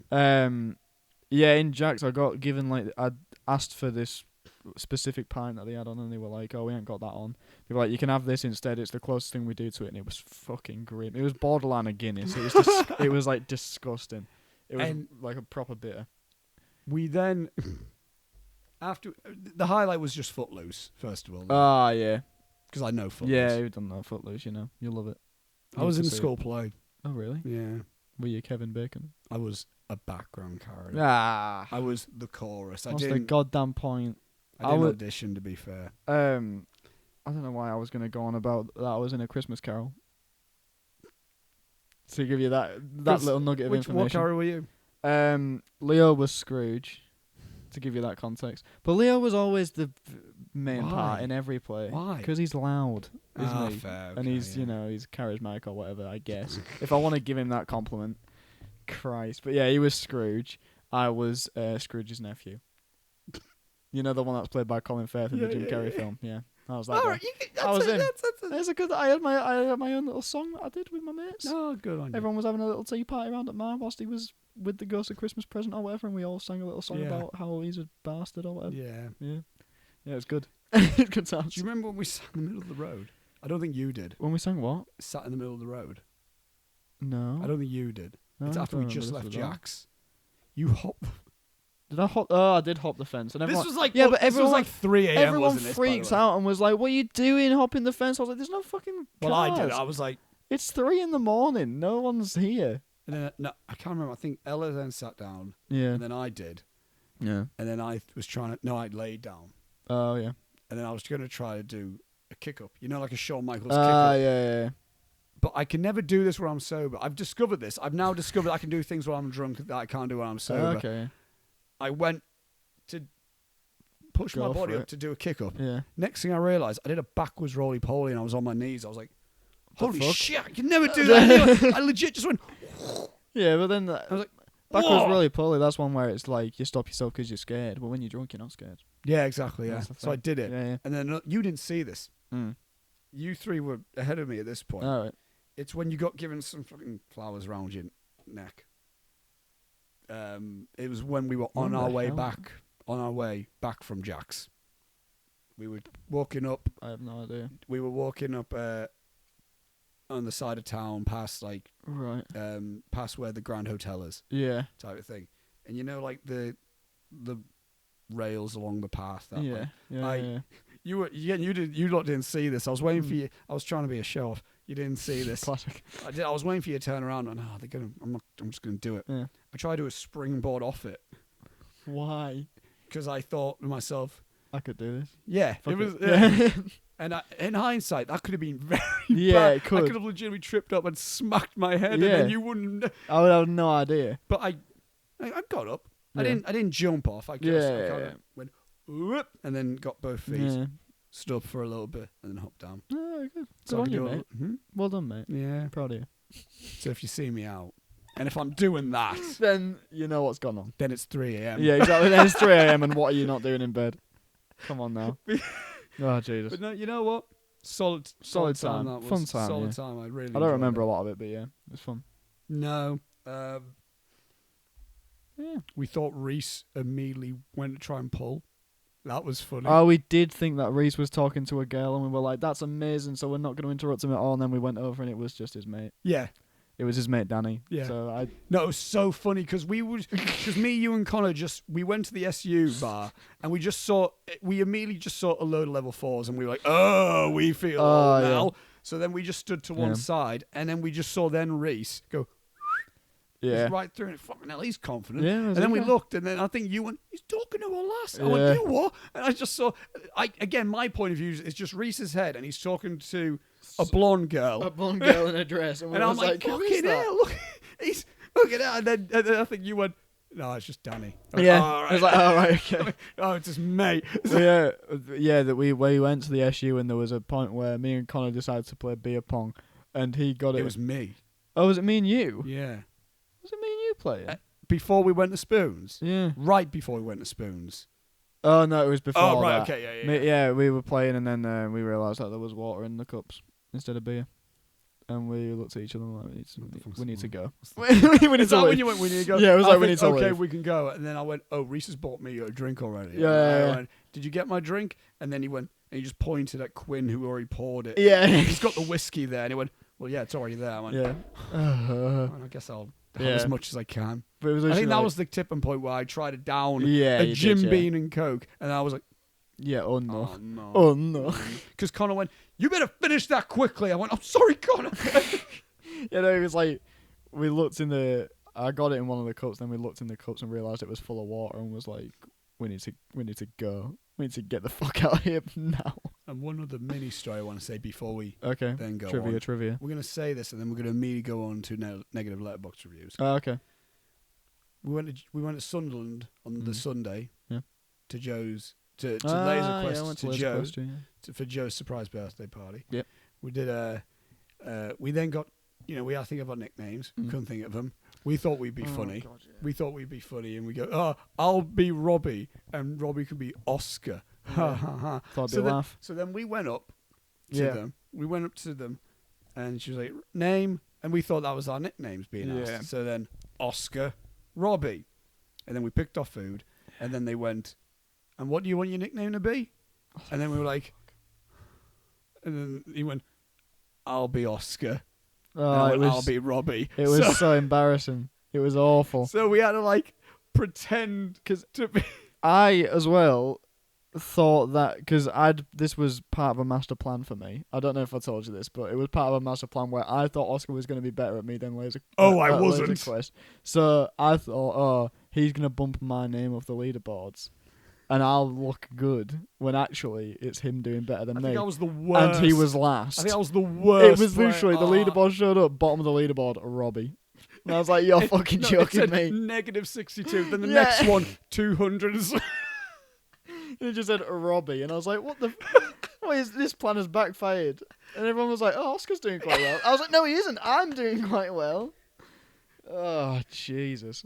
And then we made children cry. Then we made some children cry because they couldn't go in the party zone, and we stole it from them, which I felt quite bad about actually. I was sat next to Elle, and we were eating on McDonald's, and we just said, and we were like, Yeah. what is this? Christ. What is I was this? eating my 4 chicken nuggets and chips, Dry. and then just like a crying child. I felt so bad about it. So happy 21st to Joseph Yeah, Castler. happy 21st to Joe, a friend of the show. We love you. Love him. Yeah. He bitched to me and went like, "Why aren't I on a podcast?" I went, "What do you want to do?" Yeah, you can be on a podcast. I said to him, "We'll get you on a commentary. Yeah, Don't worry about it." That's where we have our guests. Yeah. The Podcasts are a bit more. It's like, what? Do you want to just watch a rando film? Yeah. They might go, yeah. I go, okay. And then we'll do it. But then, Yeah. oddly enough, it's like more likely or not. Like if I don't think he ever has, but if Leo goes, I'm never on a podcast. If we then go, all right then, Leo, watch fucking Vertigo then. Yeah. He probably wouldn't. He'd be like, I don't want. Yeah. Yeah. So well, then you're not going to be on it then, are you? Yeah, exactly. That's the whole point. Yeah. You could be on a commentary. Yeah. Which is where we all have the fun. This is fun, but this is fun, but this is more analytical. Yeah. You know. It's a different dynamic. Yeah, exactly. Yeah. And now.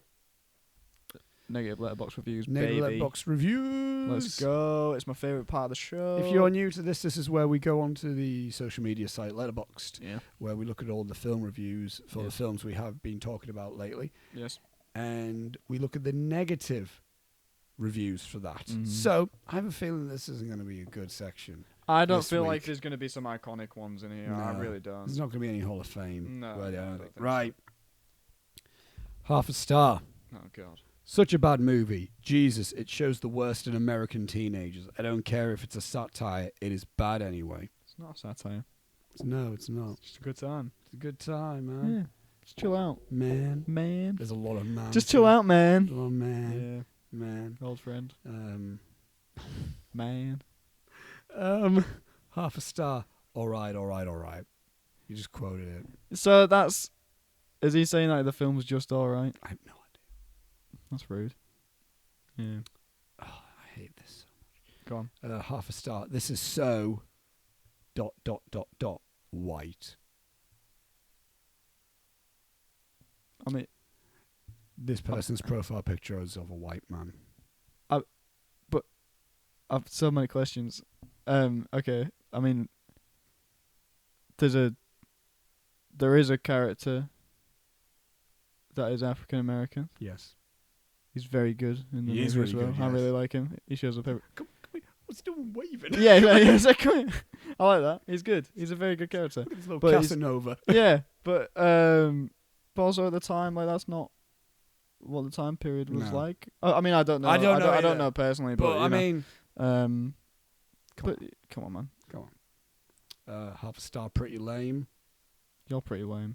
Whoever that was. What was it called? What's that person's called? Ella. You're pretty lame, Ella. You suck. There, I said it. Half a star, that's a Spanish review. Go on. One of these days, man. We did. That was the one. Was there? I think it was like Enter the Dragon or something. Oh, yeah. Half a star, sucks. You suck.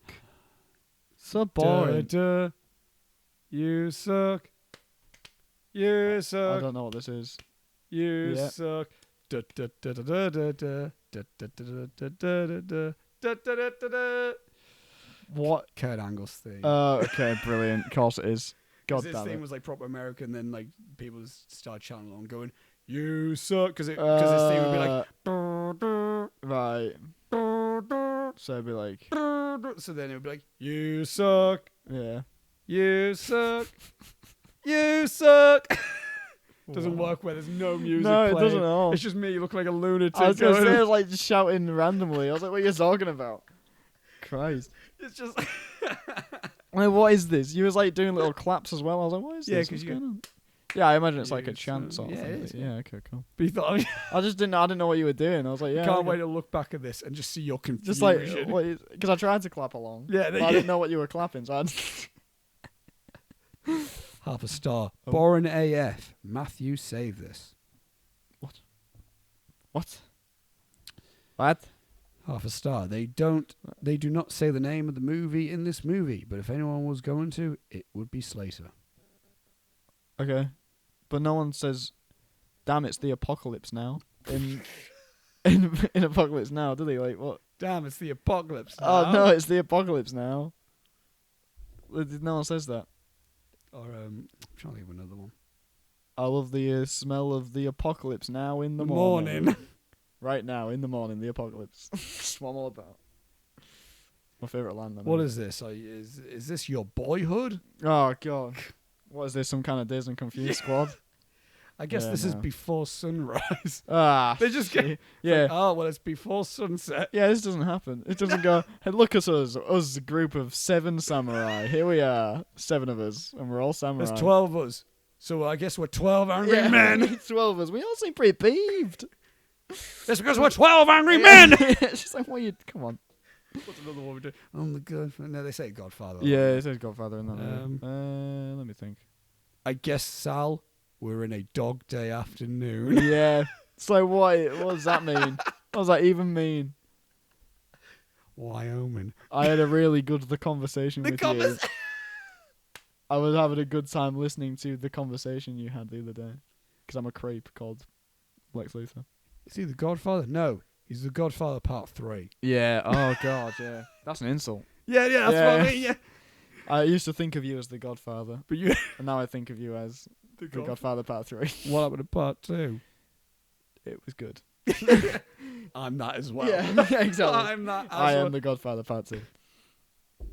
I've completely... Hey, no, they What? do say something like it, don't they?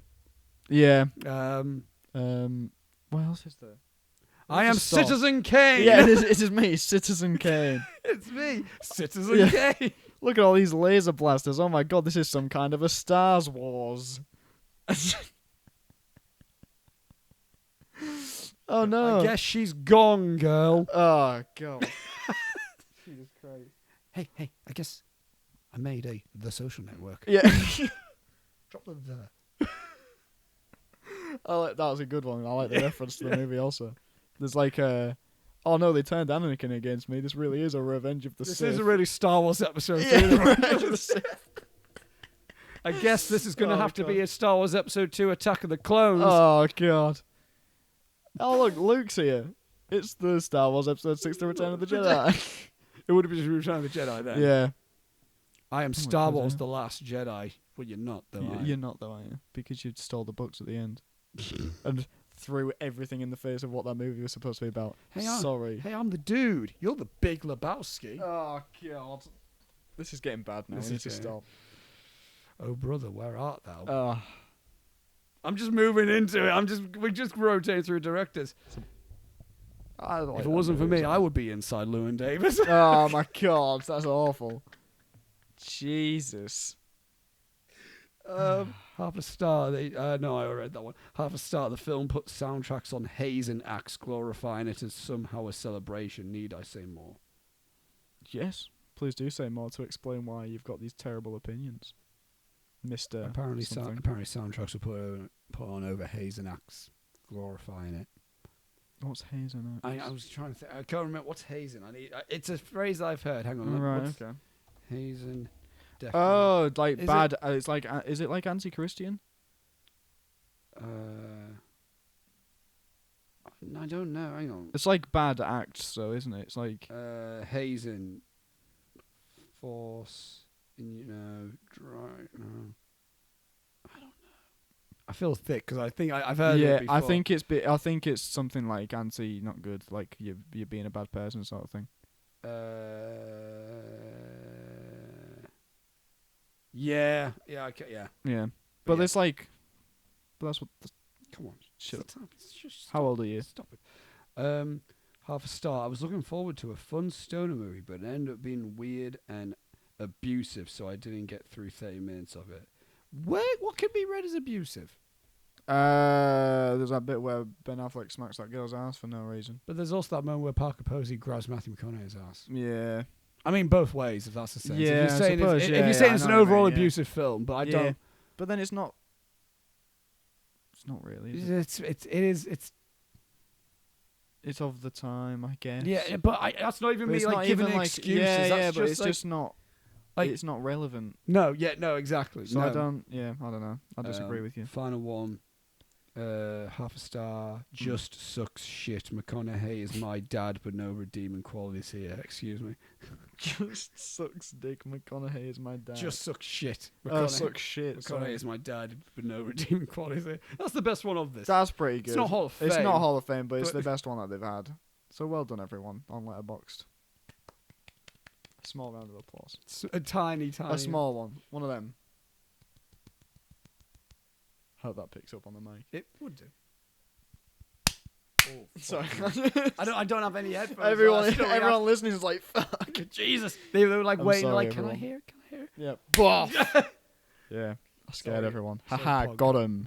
Podcast listeners. Yeah. And with that being said, Robbie. Yeah. That has been Dazed and Confused. How long have we been recording for? This has felt long. 2 hours and 44 minutes. This has been a long one. Been a very long one, yeah. Yes. Yeah. However, it's the train. Oh, it's a train. Yeah. Oh. However, I think this has been one that. It's a good laugh. Yeah. Enjoyed We it. talked more about. Again, I said to you, I wanted to make this more about tying in within memories. Yeah. Because I think that's what this film is more about Yeah, as well. I'd This say film so, is yeah. more about like just like living in the moment Yes. and all that stuff. I agree. And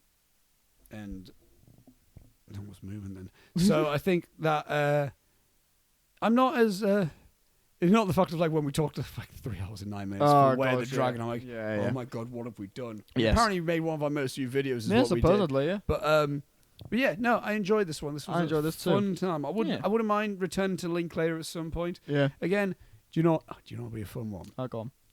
We kind of need to do. Do you think fitting in commentaries would be easier to do? Whilst we're here, I think. While probably, yeah. after we finish, like while we're in the thick of things, Yeah, I think so. Be a easier nice little- easier than this maybe. I don't Yeah. know. Because I this, think so. Because it's easier to just go around and watch a movie yeah, one night, you know. because I'm thinking we could make that.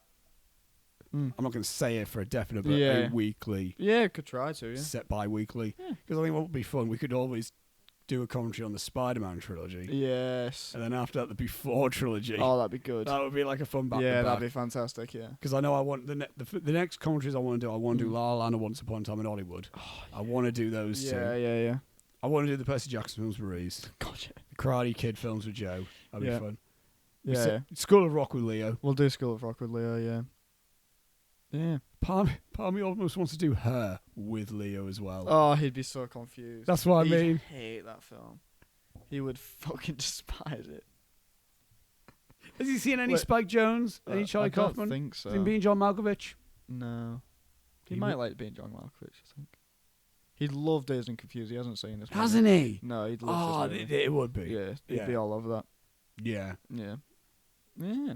Yeah, I think that'll be a fun one to revisit. Yeah. The Link- Spider-Man trilogy would be fun to do, and Before Sunrise trilogy. Yeah. The Before trilogy. The Before sorry. trilogy. Yeah. But yeah, that'll be. Because I'd love to do Spider-Man 1 and have a good time, Spider-Man 2 and have an amazing time, and then Spider-Man 3 and you hate everything, and I'm like, this is still good. It's not a good. It's a film. good movie, and I'll stand by it to the day I goddamn die. Okay. Yep. Fine. But yeah. But that'll be an interesting contrast to It do. would, Bang, yeah. bang. Yeah. Your trilogy, my trilogy. Yeah.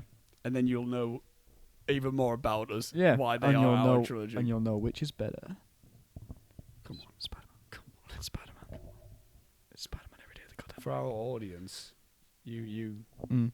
you'll be behind me. No, do you know what What? the combination will be? They'll be behind you in that because they wouldn't have seen the Before trilogy. Yeah, but I don't know what our audience is. I don't know if it's the I audience have of no people. idea. First of all, I don't get comments. Second of all, I'm not sure if it's the people that already know the films we're talking about. Yeah. Or if it's just, I don't know, Like people like, I don't know, like who, who just want to learn about stuff, I guess. yeah, or people who know us. Yeah. Because Interesting, innit? if that's the case, people would have seen the Spider-Man trilogy Yeah. and But not have seen. This is the thing, because it's weird, because if it's people that are just friends with us, then they wouldn't watch it, surely, because if they don't know the movie, why would you watch it? That's true. I don't think a Why lot of would you people watch that we. 2 hours of people talking about a film that you haven't seen? Yeah, I don't think a lot of people have seen. I know Joe. So Yeah. he said he listens to us sometimes. Mm. I think our mates listen to us more than they watch us. I think a Yeah, lot true. of people are more on the Yeah. on the Spotify side of things than the other. For me, the ones where my friends have said stuff about it was when, like, the commentary ones. The commentary yeah. highlight videos people enjoy watching, I feel. Yeah. I think that might be the most work. If we do that, Ah, that'd be the most yeah, work. We'll be yeah. editing the highlights. Yeah, but I'd give it a go. Yeah. I'm good at it. You are. Sometimes. You did the Coda one. The Coda one was a good, fun time to do. Coda one. I enjoyed editing that video. That was fun. And the other one, the Last Airbender one. I edited that one. I But love that. That was a video. fucking good I'm one. so upset that was taken down. I might find a way to get around. We won't get Yeah. the views back, No, but I can. but I we can can get pull the it back up. video. God back up. damn you, Paramount Pictures. but we got you. It doesn't help the fact of like I kind of want to do a commentary on Old, which would be which would be us once again shitting on Shyamalan. Because I haven't seen Old yet. The first thing I thought, I think I messaged you as soon as I left that film. I was like, this would be a perfect commentary film. Don't look up anything about it. Just okay, cool. It would be, yeah, because it would be you. Because I can't, I can't remember anything about it, but I remember hating it. Okay. So it would be me rediscovering why I don't like it. Yeah. But with that being let's said, not discuss the future. Next week's episode is going to be, we are returning back in time. We are once going back into the 50s. The category that Robbie chose, ladies and gentlemen, was Akira Kurosawa. Did I? Yes. No. So, the film that we're going to be talking about next week, it will be the third samurai film we're talking about. Oh, okay. But once again, Toshiro Mifune, Oh, cool. The Hidden Fortress. The influence for Star Wars. Oh, really? That'll be interesting. Influence. But looking forward to that. I'm excited for that. A big what a shift of films we've been talked about. Last week it was City Lights. Dazed and Confused. Hidden Fortress. Yeah. What's it? I don't remember what the next 2 weeks are. Is this the second to last one next week of this season? Third. Are we including the Halloween special? No, I meant as in the season 3. No, that'll be the third last one next week. I've forgotten what's in between that and the finale. I know what the finale is because I'm excited about it. I don't know what the one is between that and the finale. Save it for the reveal next week. But again, thank you all. I want to remind people, once again, links in the description. Not only for Instagram, to get in contact with us if you want to, or just follow us. Just see what we're doing. Letterboxd, so you can see Robbie's dead account on Letterboxd. Yeah, my incredibly exciting account to watch. Where you can see my regularly active account. Yeah. And also links again for mental health support and help, stuff like that, such as Mind, Samaritans. You better believe it. And again, if you are a student who's just started and you are feeling bogged down, stressed, legitimately go to your staff. Yes, legitimately. They might seem big and scary. They might do. But they are there for you. Yeah. They are there. I can say from my experience, it's helped a lot more when I've just been honest. Yeah. When I felt stressed about work and I don't feel I'm doing it right. I just went to my lecturer. Yeah, and they'll tell you. Can you at least look at what I've got? And they can at least say, they'll be honest with you. Yeah. If you're doing fine, they'll say, no, you got no. That's what I want to be in my very first year. Yeah. It's like, Mike, I'm stressed. I feel like I'm doing rubbish. And he's looked through. He goes, I don't see why you're worried. You wanted me. You're doing better than most, Oscar. Yeah. I went, yeah. That's the thing. Like, I would say as well, if you're getting stressed about stuff, take a minute. Think about stuff for a second. Because if you're anything like me, you'll be getting stressed out because there's multiple things happening at once. So when when something that happens that'll stress you out or whatever, and then another thing, and then another thing, and then another thing, it all builds up, and then it feels like it's the end of the world. When you actually stop and think about it, most of them, at least in my case, I just, I'd ring Julia or something, talk to her about it, and she'll just go, look, when you actually break it down, it's not that big a deal, because it's this thing, it's these 4 things that have upset you, and they're all actually very small things. Yeah. That you can deal with quite easily, so break it down, break down your problems as opposed to just being like, oh, there's so much stuff going on, it's the end of the world or whatever. Actually go, well, actually, if I just do this, that's one of the things knocked off the list. If I do this, it's another thing. Just break it down, compartmentalize things in your brain box. That's what I was saying. Yeah, because that's the thing. I think people underestimate just talking to someone. Yeah, definitely. It also helps to talk to someone outside of the situation. Yeah. Because there's only so much, like I can say as much as I can to you, for example. Yeah. But also, I'm in the same situation as you when we're going through the same module. Exactly, and we're doing, so it's like I'm in my own headspace with it. Yeah. So it does help as well to just go. And again, if you don't feel like you have anyone like that in your life, that is what such people like Mind. Yeah. And stuff people like that for. Yeah. I've always, what I've realised what's helped me with that, especially going in the third year. Yeah. Is my results from my second year. Yeah. Because I remember going through second year. Because first year we didn't quite finish it, so I thought to myself, I don't even know if I can do this. Yeah. So I'm doing second year. I'm getting stressed. And I end up having a good time still in second year, but I'm still getting stressed. I'm like, oh, am I going to get there? Am I going to get there? I walk out of one of my module, like my last module, Crime Pilot, thinking to myself, I probably got a 50% there. I probably got a 2-2. I get an 82%. I'm well in the firsts. So I'm like, oh, I'm fine. Yeah, exactly, yeah. I am fine. So reflect on yourself. And know, again, because as I've said, you've survived your worst days. Yeah, exactly. So think about, like, how did I feel then? And I know I did fine then. Yeah. Because I started feeling that, like, about dissertation. Like, thinking about a topic. I can't do it. I was like, right. I felt this about contextual. Yeah. And I did fine. Yeah. It's going to be... It will. It will be fine. It will. Yeah, exactly. Yeah. It will. And... yeah, so just think about that. Reflect. Yeah. Reflect and talk. I think that's the best thing you can do. Yeah. Reflect and talk. Take a breather, chat to someone. Yes. Yeah. And with that being said, I think that's a nice little way to end it. Yes. I want to say thank you, everyone, for watching and listening to us all. I don't think I did as much impressions as I thought I did. No, I don't think so. I did a few. You did a few. You did a few more than usual, though. Yeah. Well, it's such an impersonator film, isn't it? Such an impression. Yeah. Like, you ready to, what was it? You ready to pound some ass or something? I forgot it. Can't...